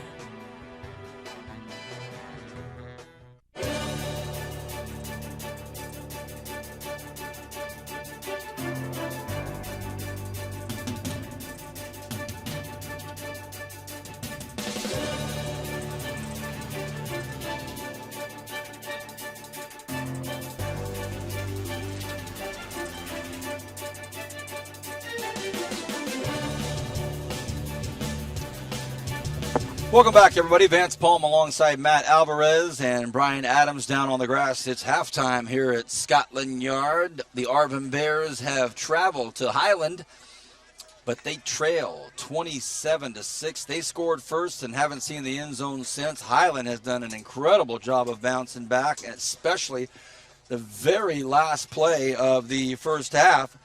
Pasqua to O'Leary. We've heard that connection quite a bit tonight, but a big one with no time left on the clock. O'Leary dives into the end zone for the fifth score for the Highland Scotsmen. So 27-6 is the score. This is our halftime show. We're going to have marching bands this season, and then we're going to have some highlights and a little bit of analysis, what we saw and what we experienced in the first half. So great to have everybody here.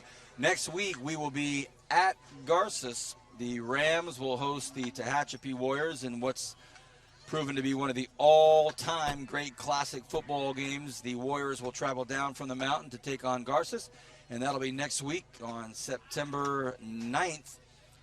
Let's listen in as we experience the Highland High Scotsman Marching Band, and we'll be back in a few moments with some highlights from the first half.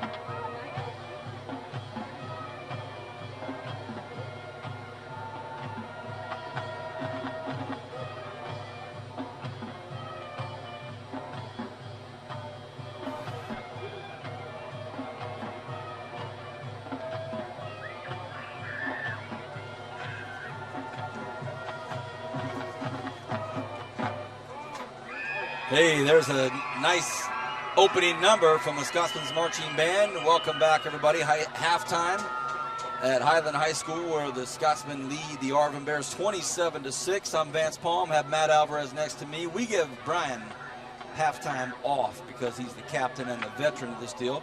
Hey, Matt, we have some highlights here from the first half, and I have a feeling it's dominated by Ryan O'Leary. Yeah, that's a good premonition to have. You see the pass there by Pasquale O'Leary picking up. That was a fourth down play, actually, that O'Leary converted. And he took a big hit over there from Wood, I believe that was. Yeah, Jordan Wood, free safety. Wood's been all over the field for Arvin, too, so he's been a pretty good player thus far.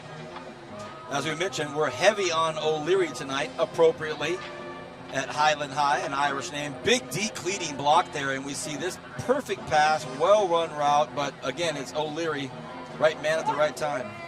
Yeah, O'Leary, perfect route along the sideline, able to pick up the first down. You know, he might have been just shy of the first down on that play nonetheless, but still a good run. There's your main man again, O'Leary over the middle. Pasquale finding him to get Highland inside the 15-yard line. A drive they later scored a touchdown on, Vance. 27-6 the score at halftime. We're giving you some first half highlights. Here we go again, Matt. And that's not O'Leary for once. It's Luke, or is that O'Leary? No, that's O'Leary at the end of the first half, where he buys some time and gets some more yardage. O'Leary buying some time. At the end of the first half, they were trying to get anything they could get to get them set up for one more score, and they did, unbelievably enough, with no time left here And we see this great block right here. This is not the end of the first half touchdown pass, but it's that was that fingertip ESPN one of those grabs there by Ryan O'Leary. Not necessarily the best pass, but still O'Leary able to make something out of that. 6.5 left here at halftime. When we come back in a few moments, it'll be kickoff for the third quarter. We're stoked to be with you for another season. Here's our first touchdown. Here's where O'Leary just slips in, and here's where we started to see the magic. Yeah, Pasquale the touch pass right there to O'Leary. O'Leary was at 2 or 3 touchdowns already in the first half. He's doing a fine job thus far. That Scotsman blue and green.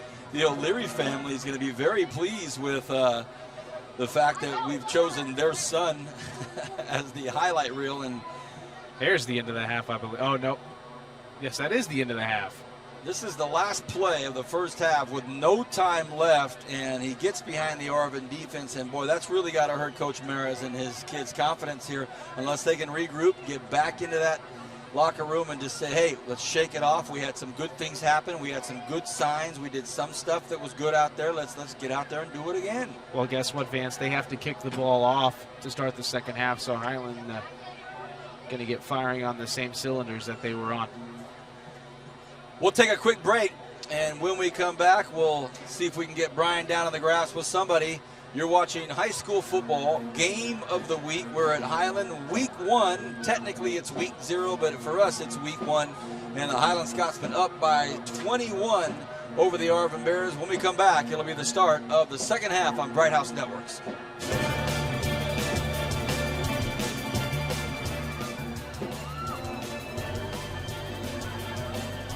There's always something new on Bakersfield On Demand Channel 300, the only local channel where you can watch what you want when you want it. Watch classic car and street rod owner profiles from riders and rods. Experience life in someone else's shoes with a day in the life. Or see the best of this year's Latin Food Festival and Menudo Cook-Off. Experience all this and more on Bakersfield On Demand Channel 300, exclusively on Bright House Networks. Hollywood movies on demand. Just push the button. 3, 2, 1. We have an opportunity to see things that no other kid has ever seen before. Can you explain what you're doing in this photo? That's not me. That's not you. Nope. Diary of a Wimpy Kid, Roderick Rules. You rent Diary of a Wimpy Kid, Roderick Rules. Just push the button on your cable remote with movies on demand from Bright House Network. So, you got home late and missed the start of your favorite show. It's okay. You've got Bright House Networks, exclusively delivering start over, so you can restart the program from the beginning, even if you tuned in at the end. What's that? Someone's calling? No problem. Pause the restarted show and answer the phone without missing a minute of the story. Another free perk with your digital service. So, if you haven't tried Start Over yet, now's a great time to start. Enjoy more TV on your terms. Start Over, exclusively from Bright House Networks.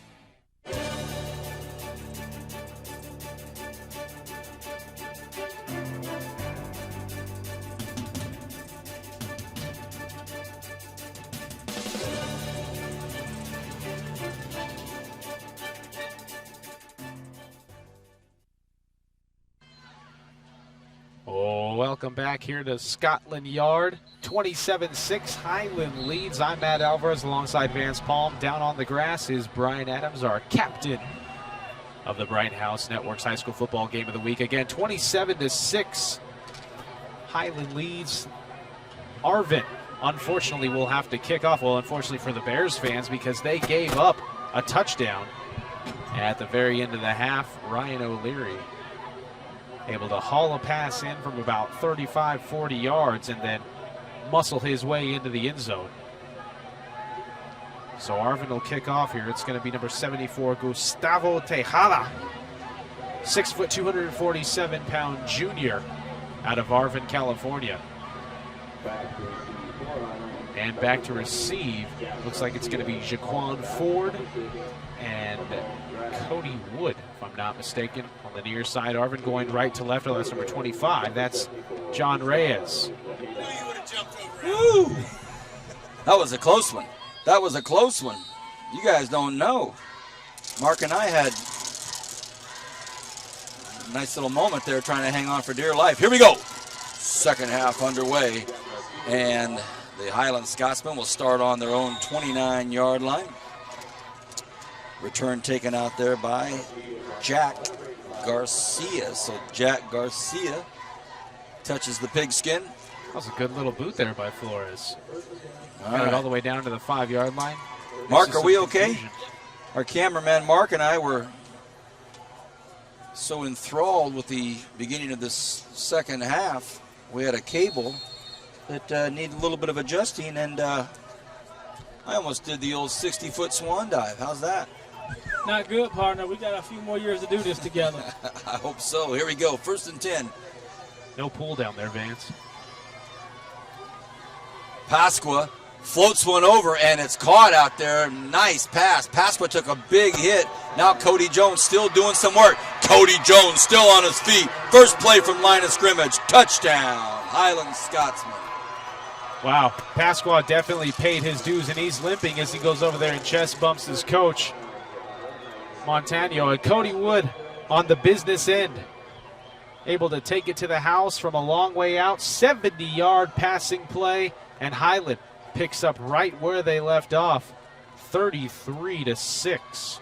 You see here on the replay, well, look at Jones. Vance, what do we call that? We call that weight room. Weight room, able to shake off tackles like that, squats, leg curls, leg extensions. That's all lower body right there, Brian. Yeah, that's exactly what it is right there. Another block PAT. So the Bears have blocked 3 PATs, but I don't think that's going to get it done. 33-6, Highland right now. Well, you know, when Highland enters league play, they're really going to need to have that special teams advantage. And right now, their special teams is lacking in that field goal / PAT area. They're going to need to get that fixed quick. Well, I think you got to fix that. But, you know, one of the things I think that is evident is that they have some playmakers. Sure do. And that's going to give them a good chance to cause some trouble for some teams in their league this year.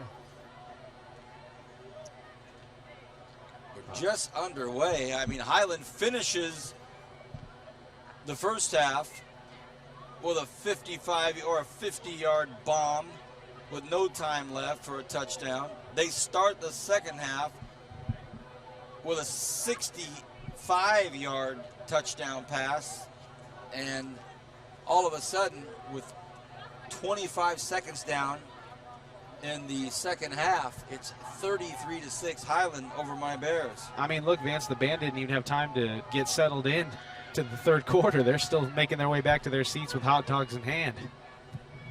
Wow. That's the quick strike offense of Highland, though, in 2 plays, 2 touchdowns. You've got 36 not listed on Highland's roster.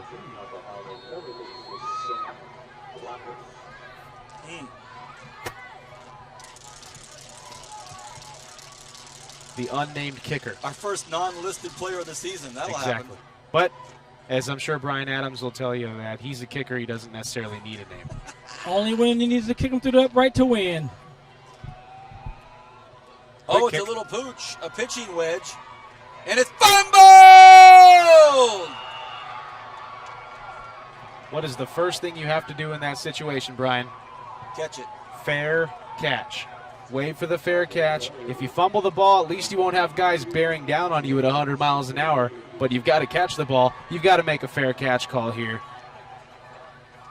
Unfortunate set of circumstances. Javier Davila, he hasn't had the best game tonight, Vance. We've said his name a lot, and it hasn't been for anything of commendation. Yeah, but the good thing is he has a lot more games, practice to improve, and he can bounce back. Here comes Highland. Man, they have really been given some great opportunities here by the Bears. Pasqua to Ford. Nice block to get some more room. And now it's all about Ford just making moves, taking on linebackers and DBs. And that was close to a first down on first down. Yeah, great run by Ford. Just took it to the outside, sidestepped the cornerback on the left side of the field. You see he gets some good blocks from his offensive line, but really that's just a modified sweep play. And you got a great block right there from that slot receiver to free him up after that first guy, too. With D. Cleater on the left side. 2nd and 1 officially. The pitch out to Ford. He cuts back up the middle of the field. Flag on the play. Ford still barreling his way down to about the 2 or 3 yard line, but there was a yellow flag thrown right out in the middle of the action. Oh, that flag is thrown right in the middle of holding territory. We'll see what the white hat has to say about it. Chop block. Block below the knees. You don't see that called very often because you're not taught at the high school level to block below the knees. So let's see if we can see it here on the offensive. Oh, yep, right there. Good call by the official. Caught it, and Ford wants those yards, but he's not going to have it. But we still get a chance to see the great running of this talented, strong running back, Jaquan Ford. You know, I think at one point that used to be legal in high school, but you know, with all these injuries that have been piling up over the years at all levels of football, they're trying to rid that out of the game.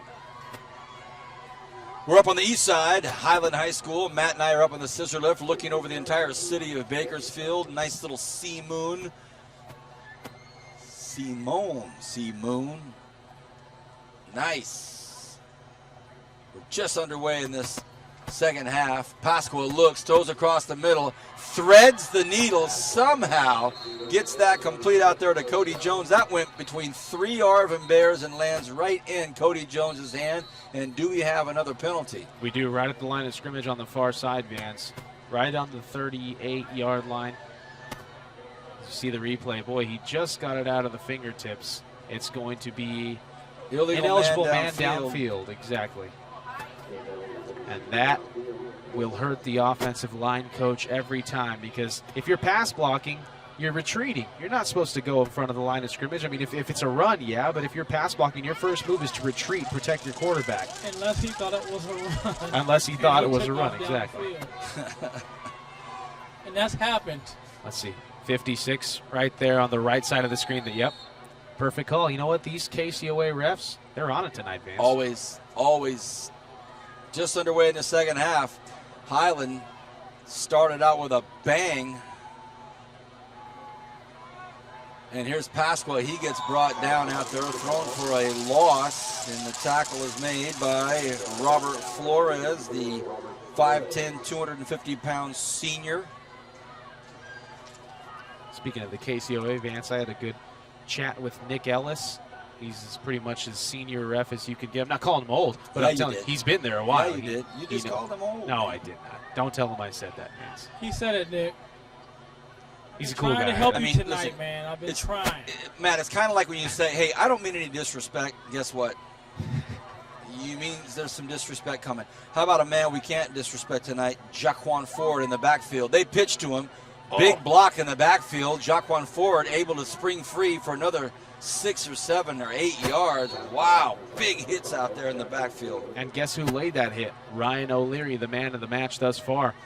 And he, it was in the backfield. Jaquan Ford may have been able to sidestep that defender anyway, but O'Leary made sure. You see here on the replay right there, right at the beginning, you see Ford sidesteps his man, but O'Leary makes sure, as it's going to be a 4th down now for Highland. Looks like they're going to go for it. Last year, the 40th anniversary of Highland High School. Pasqua up to his left, has room, stops, throws, fires, first down and more. What a nice catch out there by O'Leary, and cuts back against the grain and picks up an extra 20 yards. So on a 4th and long, it's now 1st and 10 Highland. You know, it was looking good for Arvin to begin this game, but once Highland starts completing 4th down plays at will, just like that, I mean, O'Leary was wide open on the far side of the field. You could tell where that play was going to go. You know they're going to go to the sidelines because O'Leary likes to work those sidelines. He was able to cut back in, make a great move after he made the catch, pick up about 10, 15 more yards. Now it's 1st and 10 on the 18. Pasqua behind center, sends O'Leary in motion behind him. Fumble! The Bears get it. Bad exchange. Arvin picks it up. Well, just like that. And that's one of those series that just didn't go well for Highland. Highland just shot themselves in the foot 3 times, the fumble, the 2 penalties. They just weren't crisp on that series. But I want to tell you something about the defense. If number 7 and number 2 continue to be wide open, we have 2 other receivers that I can tell you right now we haven't even called their name out because they haven't even caught a pass. You have to make them throw the ball to other guys. Those 2 you got to take away, flood them, or do something. Put a man over them, hit them, because O'Leary and Jones have killed you tonight. That's Brian Adams, VHS Hall of Fame member, UCLA Bruin, the captain of our squad. And I don't know, Brian. I was trying to run it right there. Ran into a wall of Scotsmen and thrown for a 4-yard loss. And right now the Bears, as we see the quarterback coming off the field, Jose Chavez, trying to come up with some kind of energy, some type of good vibration. It's not happening. Chavez ran into his own man. He was trying to hand it off. His towel got ripped from his side. And let's see who that is picking himself off the floor. I think that's... Oh, sorry, not O'Leary. That's Maverick Sua. So we know the Sua name up here. And Maverick, senior, he got a little gimpy there, so he's out. And 2nd and 10 for the Bears. I thought they lost yards on that. They guess not. Looked worse than it was. Well, Chavez lost his towel. The head referee just threw it out the back of the end zone. I formation for the Bears. Here comes Highland, and that's going to be illegal motion. And that's going to be called on Juan Perez. So Juan in trouble back there. So the Bears struggling here in their first game of the season. Oh, very sloppy play. And actually, Vance, that's going to go against Highland. They're going to call offsides. Well, you and I both saw Juan Perez kind of get going early there. Maybe he was going in motion, and they blew the whistle and stopped the play. Well, he might have been going side-to-side motion, and one of the Highland defenders jumped that, which, I mean, it's perfectly legal if you're going side-to-side. Probably what it was. 2nd and 5. Chavez. Hard count, nobody goes. Drops back. Highland all over him. Chavez wrapped up, in trouble, thrown down. Fumble! Now Chavez looks like he's feeling the pain. Oh, he is. He is down. He is hurt. His helmet is off. Chavez. Well, that's not good because Chavez was supposed to be their starter. I mean, writhing in pain. Jordan Wood was supposed to be the number 1 as we have an official's timeout, obviously, for this injured player here. But Chavez, they were supposed to split time. Let's see here. Gets wrapped up. Oh, he gets twisted under. And that was a fumble. Well, they didn't call it a fumble because it's still 3rd and 10, 3rd and 11. So they must have called him in the grasp or no. Wow. So what do you do now if you're Edgar Maris? You know, you have to go to your guy Jordan Wood, who's Mr. Everything on your team thus far. As Chavez got rolled up under, it looked pretty nasty, Vance. He's got his hands on his head. 6:45 remaining here in the 3rd quarter. Highland up 33-6. Arvin actually started the game. They led 6-0 at one point, so Highland putting up 33 unanswered points.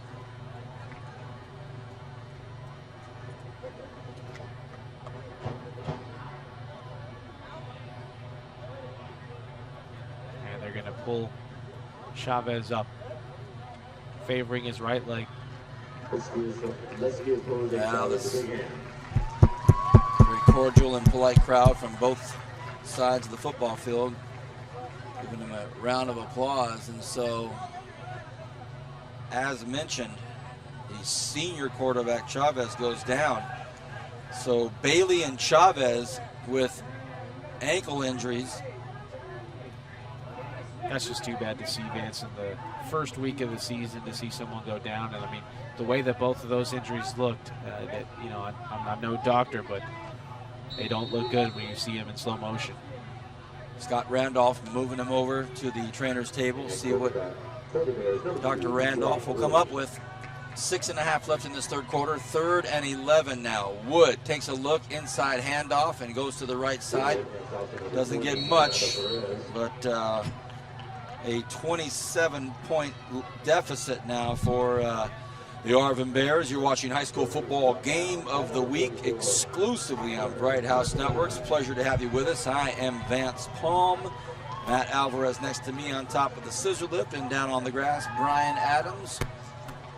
And it's a 4th and 9, another punting situation. So Robert Flores will be back in his own end zone now to punt it to the dangerous player of the game so far, Ryan O'Leary. And it could go to a lot of different guys, but right now Ryan O'Leary's been the highlight star, that's for sure. Well, Flores hasn't had the best night punting. Now he's here in the back of his own end zone. High snap. Oh, and it drops down. He had to get it up, and he does, and it's going to be O'Leary with a lot of room. Catches it at the 42-yard line. O'Leary brought down at the 37-yard line, so they limit the damage somewhat, Arvin does, and it's 1st and 10 for Highland High School. So whenever you're backed up in your own end zone, Vance, you always want to make sure to give yourself excess room towards the end line just in case something like that happens, because when Flores had to catch that ball, he jumped up, fell back about 2 or 3 yards, almost touching the end line, but got the punt away. Well, Matt and Brian, you know, last year we started the season off with Centennial High School, Cody Kessler. There was a lot of Cody Kessler, but there was also Brian Burrell. There were a lot of really good players last year in this city, and a lot of them went off to play at big universities and make a big name for himself, as we see a 1st and 10. And here looks like another touchdown. Talk about big plays from big players. And Cody Jones now hauls in another touchdown pass. Man, we can't even get into a storyline without Highland just saying, hey, hold on a second, we want to score another touchdown. And, you know, I think that would be the last time that you see Highland go to the air tonight. You've got a 33-point lead right now pending this extra point. That's going to be, what is that? 3 or 4 plays, 3 touchdowns. Yeah, 3 out of the last 4 plays, TDs. Woo. So, Brian, you know, both you guys are right on target. They've got some weapons. We'll see how their team.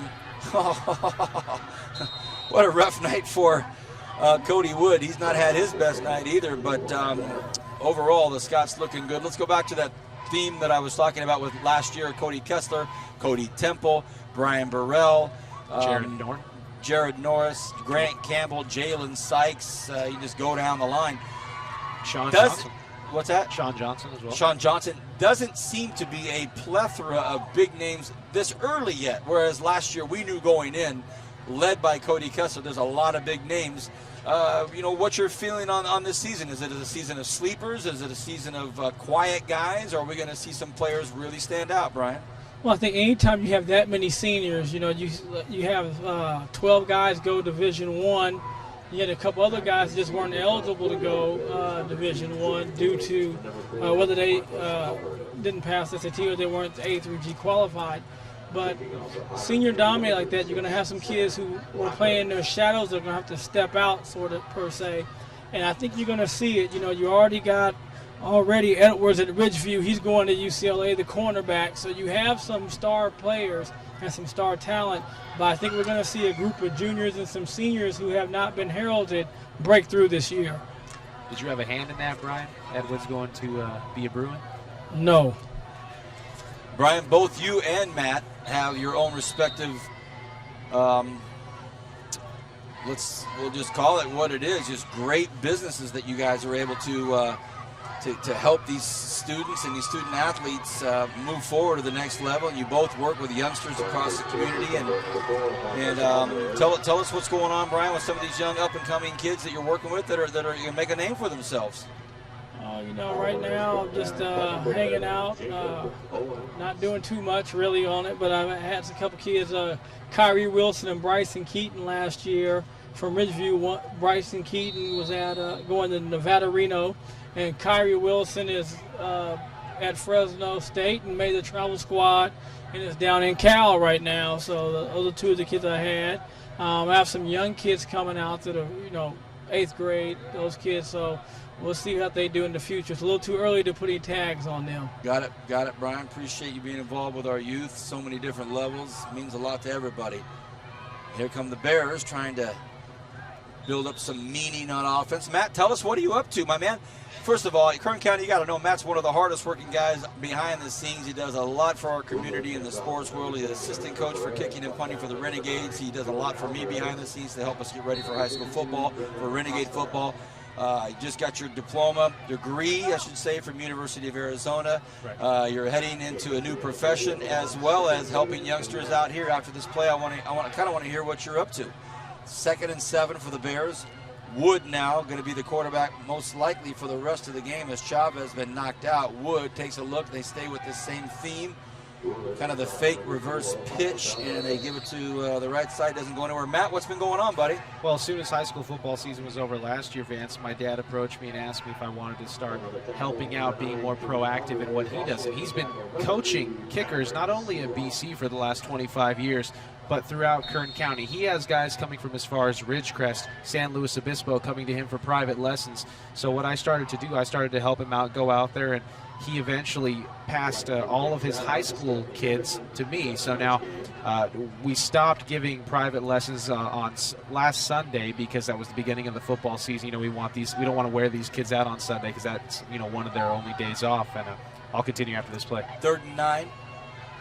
Wood looks like he wants to go to the air, stays on the ground. Oh, takes a punishing hit and wrapped up, thrown down the line of scrimmage. So the Bears will probably be in a punt situation on a 4th and 10. Continue, Matt. So we worked all spring, all summer with these kickers. Yeah, I was working with the high school kids. My dad was working with the JC kids. You Reed Robertson at Garces, one of our best kickers. Parker Campbell at BHS. We've got a couple of sophomores, a couple of juniors. Zach Sullivan at Liberty is going to play on the JV team. He's going to be an up-and-comer, Vance. You're going to be saying his name in a couple of years in terms of kicking. He has got one of the best legs I've ever seen from a sophomore in high school. So, you know, me and my dad are just working with the local kickers here in high school, trying to get him scholarships. Fantastic. Love it.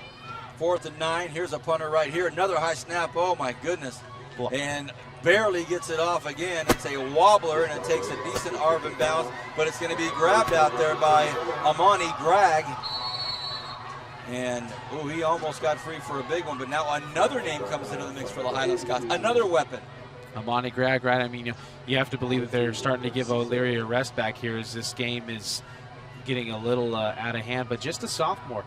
Amani Gregg, I mean, he's getting his first taste of varsity experience here, and well, he got tackled pretty hard there, but you know what? I don't necessarily like him trying to catch the ball over the 2 defenders that are coming right at him, Brian. No, and they'll coach him up. You know, and that's where, like, you know, you're a sophomore, the coaches ride you. You're a senior, they just say, hey, you know, don't do it next time. Or, what a great play. Ford, still in the football game, looking for some more yards. He will be a 1,000-yard guy if he keeps racking them up like he's doing tonight. Well, you know, one of the things, guys, that it'll be interesting to see is Garces next week, because we'll get a chance to see what their defense is like. If Garces secondary has the speed to hang with O'Leary and Jones and these guys, because that could be a shootout when they play later on this season. Great point. The Rams hosting the Warriors next week as we see Ford. And what a strong kid this is, as he's saying, hey, Coach Sears, I'm coming right at you. 4th and 9. They go to Ford again. He cuts up, has a lot of room, looking to get to that first down marker. Flag on the play, and that may be negated, that entire first down run. We'll see. Well, I think it was first down, Vance. I think the scoreboard was actually wrong. Oh, boy. Oh, boy. Can you believe it's the very first time a scoreboard's ever been wrong? My first well, you error doing this too. broadcast, right? My first error ever on high school football. That'll be a hold against Highland. It's going to be 10 yards from the spot of the foul, make it about 1st and 18, 1st and 19. Uh-oh, the scoreboard's not working, so it looks like we're going to be stuck on 3:17 here for a while. It's okay. The guys in the truck love when I try to utilize my math skills to add yardages and score. You know, I'm known for my mathematical skills. Didn't we flunk his class last year when he was trying to tell us how to add up punts? Oh, me or Matt? No, you and I flunked his class. Cody Jones pushes off, no call. There it is. Incomplete. Yep, now they threw a flag. Oh, they did throw the flag. Well, okay. The clock says 4-5 as far as time. Not 4 minutes, 5 seconds, just 4-5, and it's 48-31. First and 43. Now it's 9-3. A lot going on with that scoreboard. Yeah, we're in Roman time, apparently. But just follow the teaser we have right there, 39-6. By the way, fellas, love that new Shield Bright House Sports logo. That is nice. You know, Vance, the scoreboard says first and 43, and it really is almost first and 43 here. They're all over on their own 40-yard line now. They're so far away from the down markers. See, that's the original line of scrimmage at the top right of your screen, that orange down marker right there. And here's where they actually are on the 40-yard line. Actually, the one you're looking at is the line of scrimmage. Yeah, that's the original line of scrimmage. Right. Oh, my gosh. What was that? Craziness.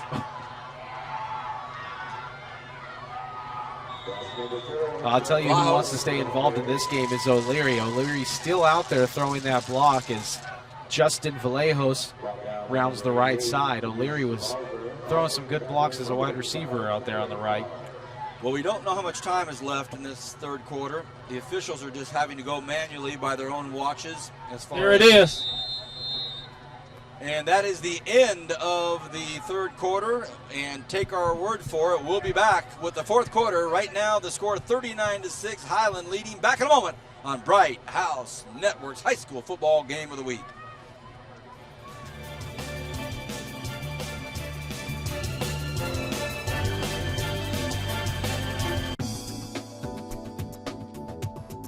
Bakersfield On Demand on Bright House Network's Digital Channel 300 brings you a look at community events in and around Kern County. Our area has a wide variety of local events like festivals, cook-offs, galas, parades, and much more.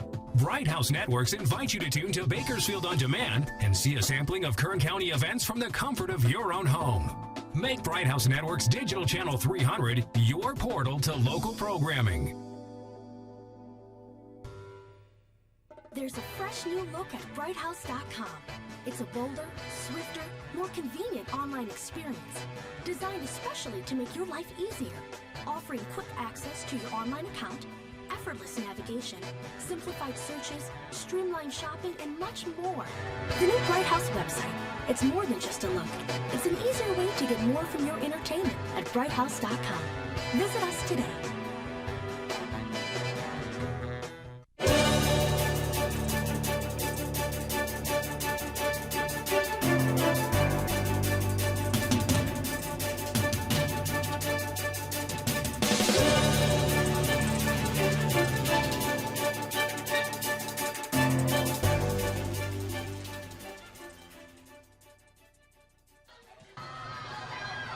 Welcome back, everybody. High school football game of the week, fourth quarter just underway. The scoreboard difficulties, but we'll let you know what the score is. Well, right there, 39-6, and we're not quite sure what the time is. Vance Palm here alongside Matt Alvarez and Brian Adams down on the grass. Matt Alvarez entering his second full year as we have a Highland He's cramping up. down. And looks like a player's It's cramping O'Leary. up. O'Leary cramping up. We see this early in the season. Not as much late in the season, but early in the season. O'Leary's getting pushed down and stretched a little bit by his teammate, James Bealey. Matt Alvarez starting his full second year with us, however, still leaving some imprints of a rookie season. As the first game, Brian and I know it's going to be hot weather, so Brian wears his shorts, I wear my shorts, but Matt dressed full black gear, dress shoes and all. Oh, yeah. Thank you. Absolutely. Sophomore Got to keep it classy. season. And then he goes ahead and calls one of our great buddies, one of the all-time great officials, and one of the more established officials. Basically called Nick Ellis old, so he's still breaking himself in with us, Brian. He's trying. We got to give him credit. He's in his second year. You don't have to carry the bags anymore, but you still get to board the plane last. Looks like O'Leary's going to be okay. He's had a whale of a football game, so I wouldn't be surprised if we don't see him again. You never know. He wouldn't be coming back on the field if his mind. Let's see, Jones would be done. Pasquale would be done. Ford would be done. O'Leary would be done. Just had a Kenny Haslip sighting over there on the other sideline there, Brian. He came out to assist the fallen O'Leary. I'm getting a message here from Kenny's a good dude. Our color commentator on Renegade Radio tomorrow night, Kirk Boyer, giving me the update at halftime. Centennial 6, Mission Viejo 21. Oh. Well, barely at halftime. Pretty good football squad down there. Pasqua throws it, has it deflected. It's knocked down out there by Matt Munoz.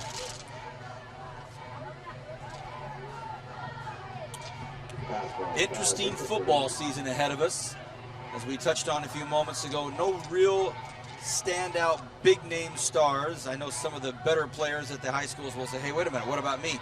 I understand that. But as we talked about here, going into last season, before the season even started, we all knew some of the big names that were going to be involved in it. It was one of those years. So it's going to be an interesting season for us as broadcasters to kind of see who rises to the top. Well, my early pick for MVP is DJ Martin from Stockdale. I mean, the kid was unstoppable last year, which he was the sophomore of the year in the state of California.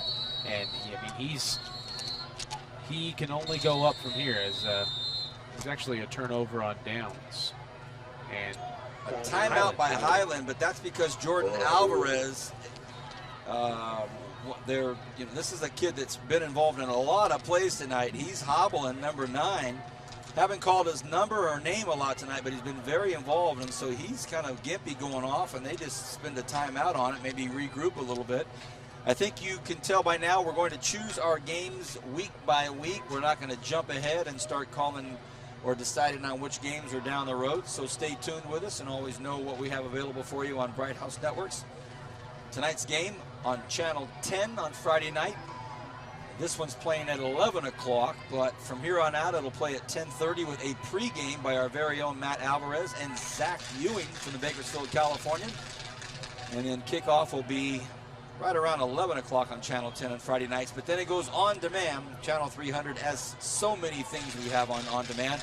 Matt, I remember when I first started doing stuff for Bright House Networks, we had On a Tankful, A Day in the Life of, Damage TV. We had all of these shows that we were just kind of starting out, just kind of feeling our way through it. We do the Menudo Cook-Off, we do this, we do that. Now it is loaded up with content, great programs, Bakersfield On Demand.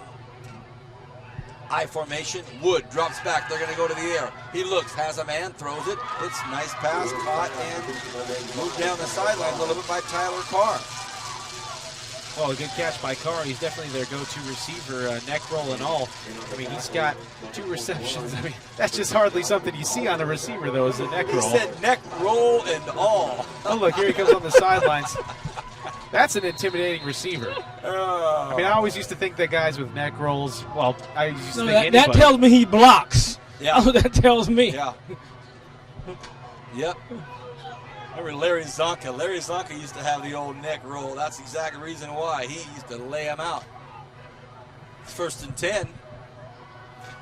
And Wood on a keeper, dangerous, still on his feet. And we're going to see a lot of this young man this year and next year. Jordan Wood, the junior from Di Giorgio Junior High School. For those of you out in the Arvin, Lamont area, you know all about Di Giorgio. Well, I'll tell you this, I really like the way he plays the game of football, fellas. He's very aggressive. He never quits. Right. And he's a guy that can do so many things. You know, he can return kicks. He can catch the ball. Probably they put him out in space as a receiver. He's the quarterback. And he just never gives up. And, to be a junior and then have that fight, I just like the way he plays the game. It's one of the few bright spots that Arvin has experienced thus far tonight. An otherwise ugly game, if I may say so. Chris Mill breaks way out to the left. And in the slot is Marcos Alvarez. 2 backs back there with Wood. Orlando Perez takes the fake handoff. Wood looks, has a man. He says, no, I'm going to see what I can do outside here. Oh, what a nice tackle out there. A nice play by Amani Gregg. Well, Matt, you just said about the style of game. And it looks like one team is, close to midseason form and one team is just coming out of camp, wow. Where they're making those mistakes that you see earlier in the season. And, part of it is the guys over at Highland have played together for a while. They're senior laden. And that's what you want, and that's what coaches look for. And, you know, I like I said, Highland looked good tonight. They have a plethora of weapons offensively. Again, the question to me is going to be, can the defense hold against some of the stronger teams in the area? I think that is a great question, Brian. Also, you can't forget the special teams unit is the special teams. Are they going to step up when it counts? Yes, you're exactly right, because if you're struggling to make PATs like that, that's a bad sign. That's, you know, that's bad juju for your offense, because there's going to be some time you're going to need a field goal kick. Exactly. And that's not going to be PAT distance. If you can't make it from there, you can't really expect to start going back. And it looks like he has a strong enough leg, you know, to be successful for some field goals for him when they play teams that are on their level. Wood has great distance, and I was watching him in pregame. He has pretty good accuracy, but, you know, all that goes out the door if you can't throw a block for him. Wood hands the ball off to Perez. Perez wrestles down at about the 30-yard line. Once again, everybody, if you're just getting to your television, Arvin High School started the game off with a 75-yard kickoff return to about the 20-yard line. Couldn't get it in, but then they intercepted the first play from the line of scrimmage, a pass play by Pasqua, and they did get it in to make it a 6-0 football game, but it has been all Highland the rest of the way. 39 unanswered, and not to pour salt on the wound of my Arvin Bears. Could be a little more from Highland. Had a couple of series that didn't go very well, but now Jordan Wood, the junior quarterback, in for the Bears, full time at least for tonight. Hands the ball off to Gilbert Quadalero with the long hair, the Palomola hair. No, things getting a bit testy down there at midfield. Uh-oh. Look at the big boy. Big boy doesn't want to hear it. When I say big boy, that's Richie Ramirez, 6'3", 312. Wow. Rich. That is a big dude. What year is he, Vance? Richie Ramirez. Oh, he's a senior. Okay. Senior. He was actually listed as one of the key returners, the key players for this Arvin Bears team by the fabulous Zach Ewing in the Bakersfield, California. Bears content to keep that ball on the ground, keep it right in the middle of the football field. If you're wondering where the time is on our score bar below you down there, the clock at Highland High School has, I'm not quite sure, it's taken the night off. Well, the referee's holding up a signal here. I think he was holding up 5 minutes. I think he was holding up 5 towards each sidelines. I'm not quite sure if it was 5. How Maybe about it was this? 10. He had his fist closed, actually. How about a timeout? How about fourth down? Ouch. Oh, there you go, Brian. That's what he was. Kern County Officials Association. Umpire Bob Wallace, head linesman Sean Carlson, the line judge Ruben Sanchez, the back judge Paul Kaminsky, and working the box Jeremy Dirks, KCOA.org, the Kern County Officials Association. They do football, they do soccer, baseball, wrestling. Have the utmost cricket, respect for these men and women. Squash, every sport in the book, Vance. Kern County Officials Association does it. NASCAR, maybe not NASCAR.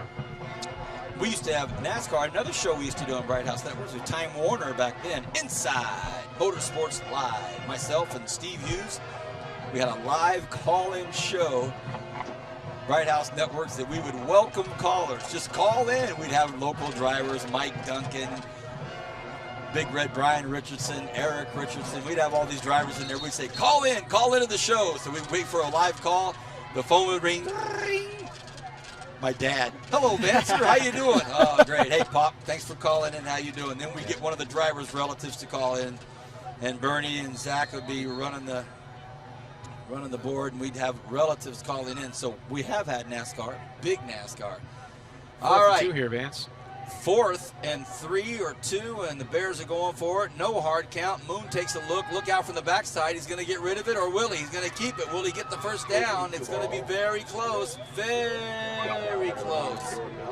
First down, Bears. Well, that's a big no-no, Brian. I don't know if you can see it from your angle, but first thing that Wood did when he cut back to the inside, he switched hands with the ball. And, I mean, that's just asking for a fumble. You see here on the replay, Wood rolls out to the right. Good block there by his fullback. We'll watch. He switches hands. Big no-no. You always want to keep the ball in your outside hand, and you never want to switch it when you're going into a crowd. That's just asking for a fumble.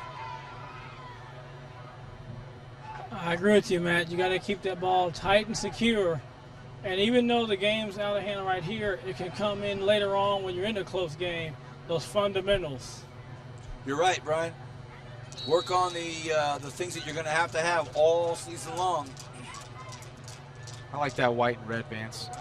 That Arvin look is a good look. It reminds you a little bit of the Renegades. Tomorrow night, Renegade Radio on Kern Radio 1180. We will be ready to rumble. I'll be up top in the Pavlovich booth in Memorial Stadium overlooking the city with Kirk Boyer.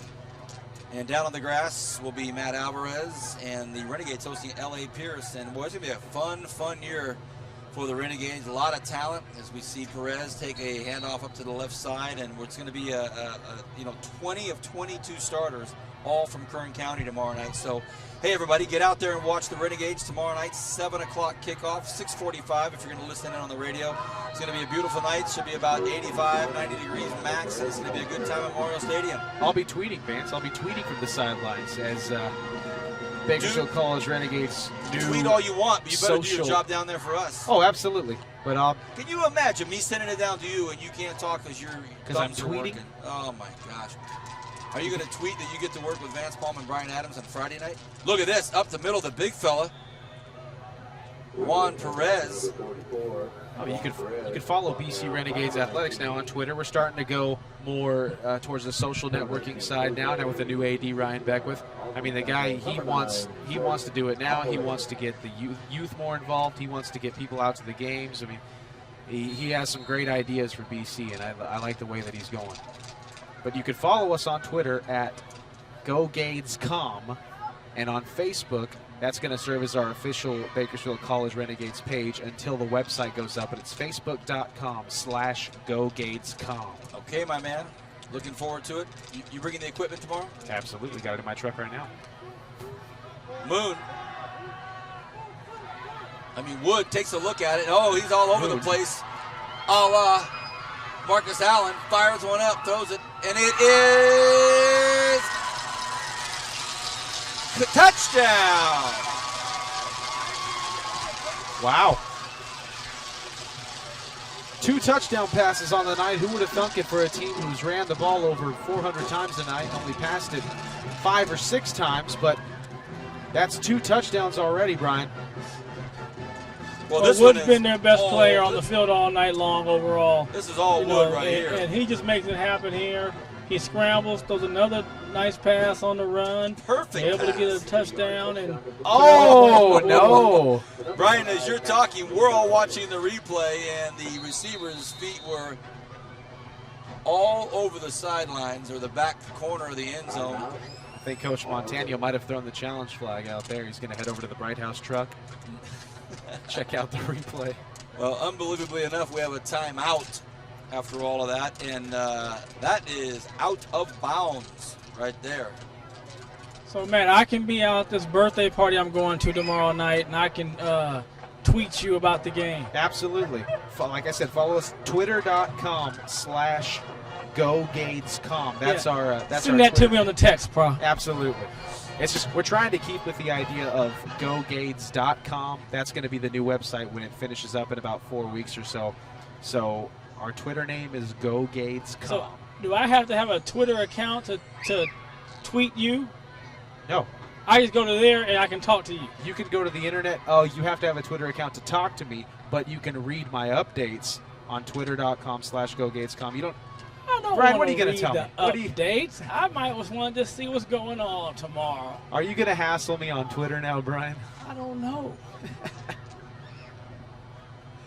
It depends on how bored I get on Saturday night. Hey, come on, man. You don't have to come right out and say it. You can insinuate that you might not have time for us, but to come right out and thrash us. Why don't you just come to the game, Brian? Here it is. I got a birthday party. Orlando Perez gets in, and the Bears get a 2-point conversion and keep this thing rolling, 39-14.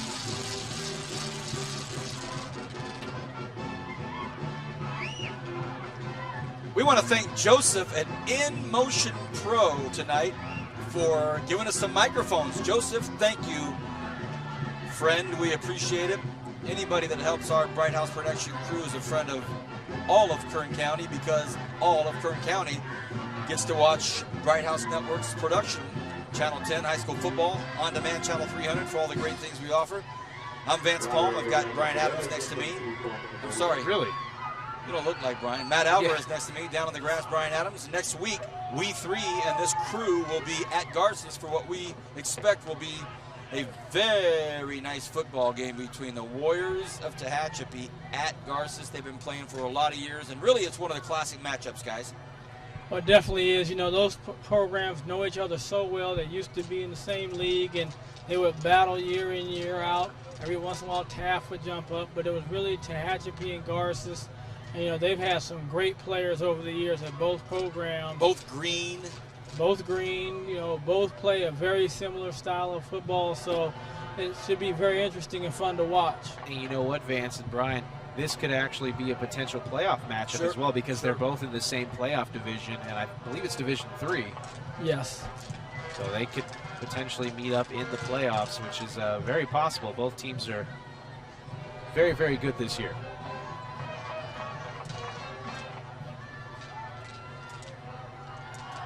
As Arvin readies for the kickoff here. Finally back on the board. They scored first. And if time, maybe last. Yeah, it could be last, as we really don't know how much time is left here. Onside kick. That's a good one right there. Bombo! Oh, that was free for a second, but he fell on it, and now at midfield, the Scotsmen will have the football with, well, I'm not quite sure how much time. Let's just say 4 minutes. Is that it? I don't know. I'm just guessing. That's when we'll close out. He's holding up 5. It's 5. It's 5. Wishful thinking, my man. Wishful thinking. That's when we'll close out. We have 4 minutes left in this broadcast, regardless of whether the game's over or not.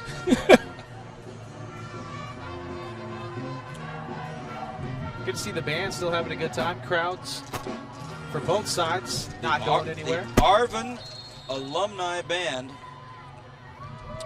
Robert Velasco on bass. Barry Thome, David Warnley. Do I hear a bass guitar? Is that what I hear? That's Robert Velasco. Fumble. Fumble!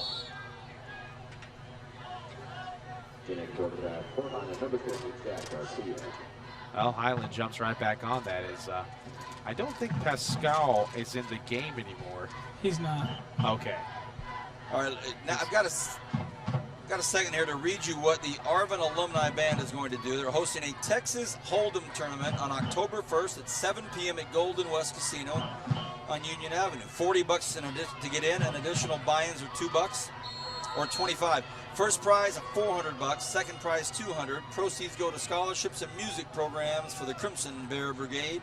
You can call Barry Thome, the Arvin High Alumni Band president, for more details at 496-5917, 496-5917 for the Arvin Alumni Crimson Bear Brigade. And as we make that announcement, the game has come to an end. Highland High School wins it 39-14. On behalf of our entire production crew, under the direction tonight of Zach and Bernie, for Brian Adams down on the grass, Matt Alvarez right here, I'm Vance Palm. Highland wins. First game of the season. Next week we'll see you at Garces for the Rams. We'll host Tehachapi for everyone involved tonight. Have a great Labor Day weekend. Good night. God bless.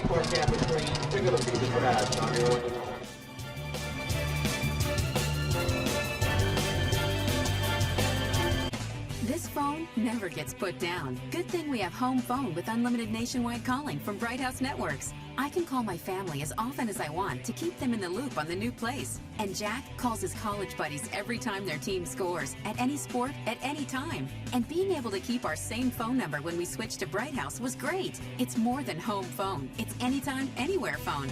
Stay in touch with Bright House Network's home phone for as little as $20 more per month. Call or visit brighthouse.com today.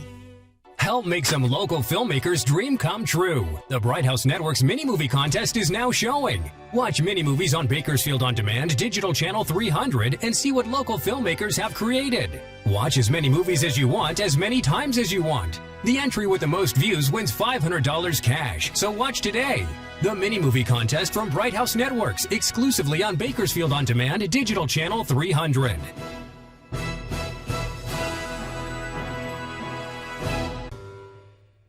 There's a fresh new look at brighthouse.com.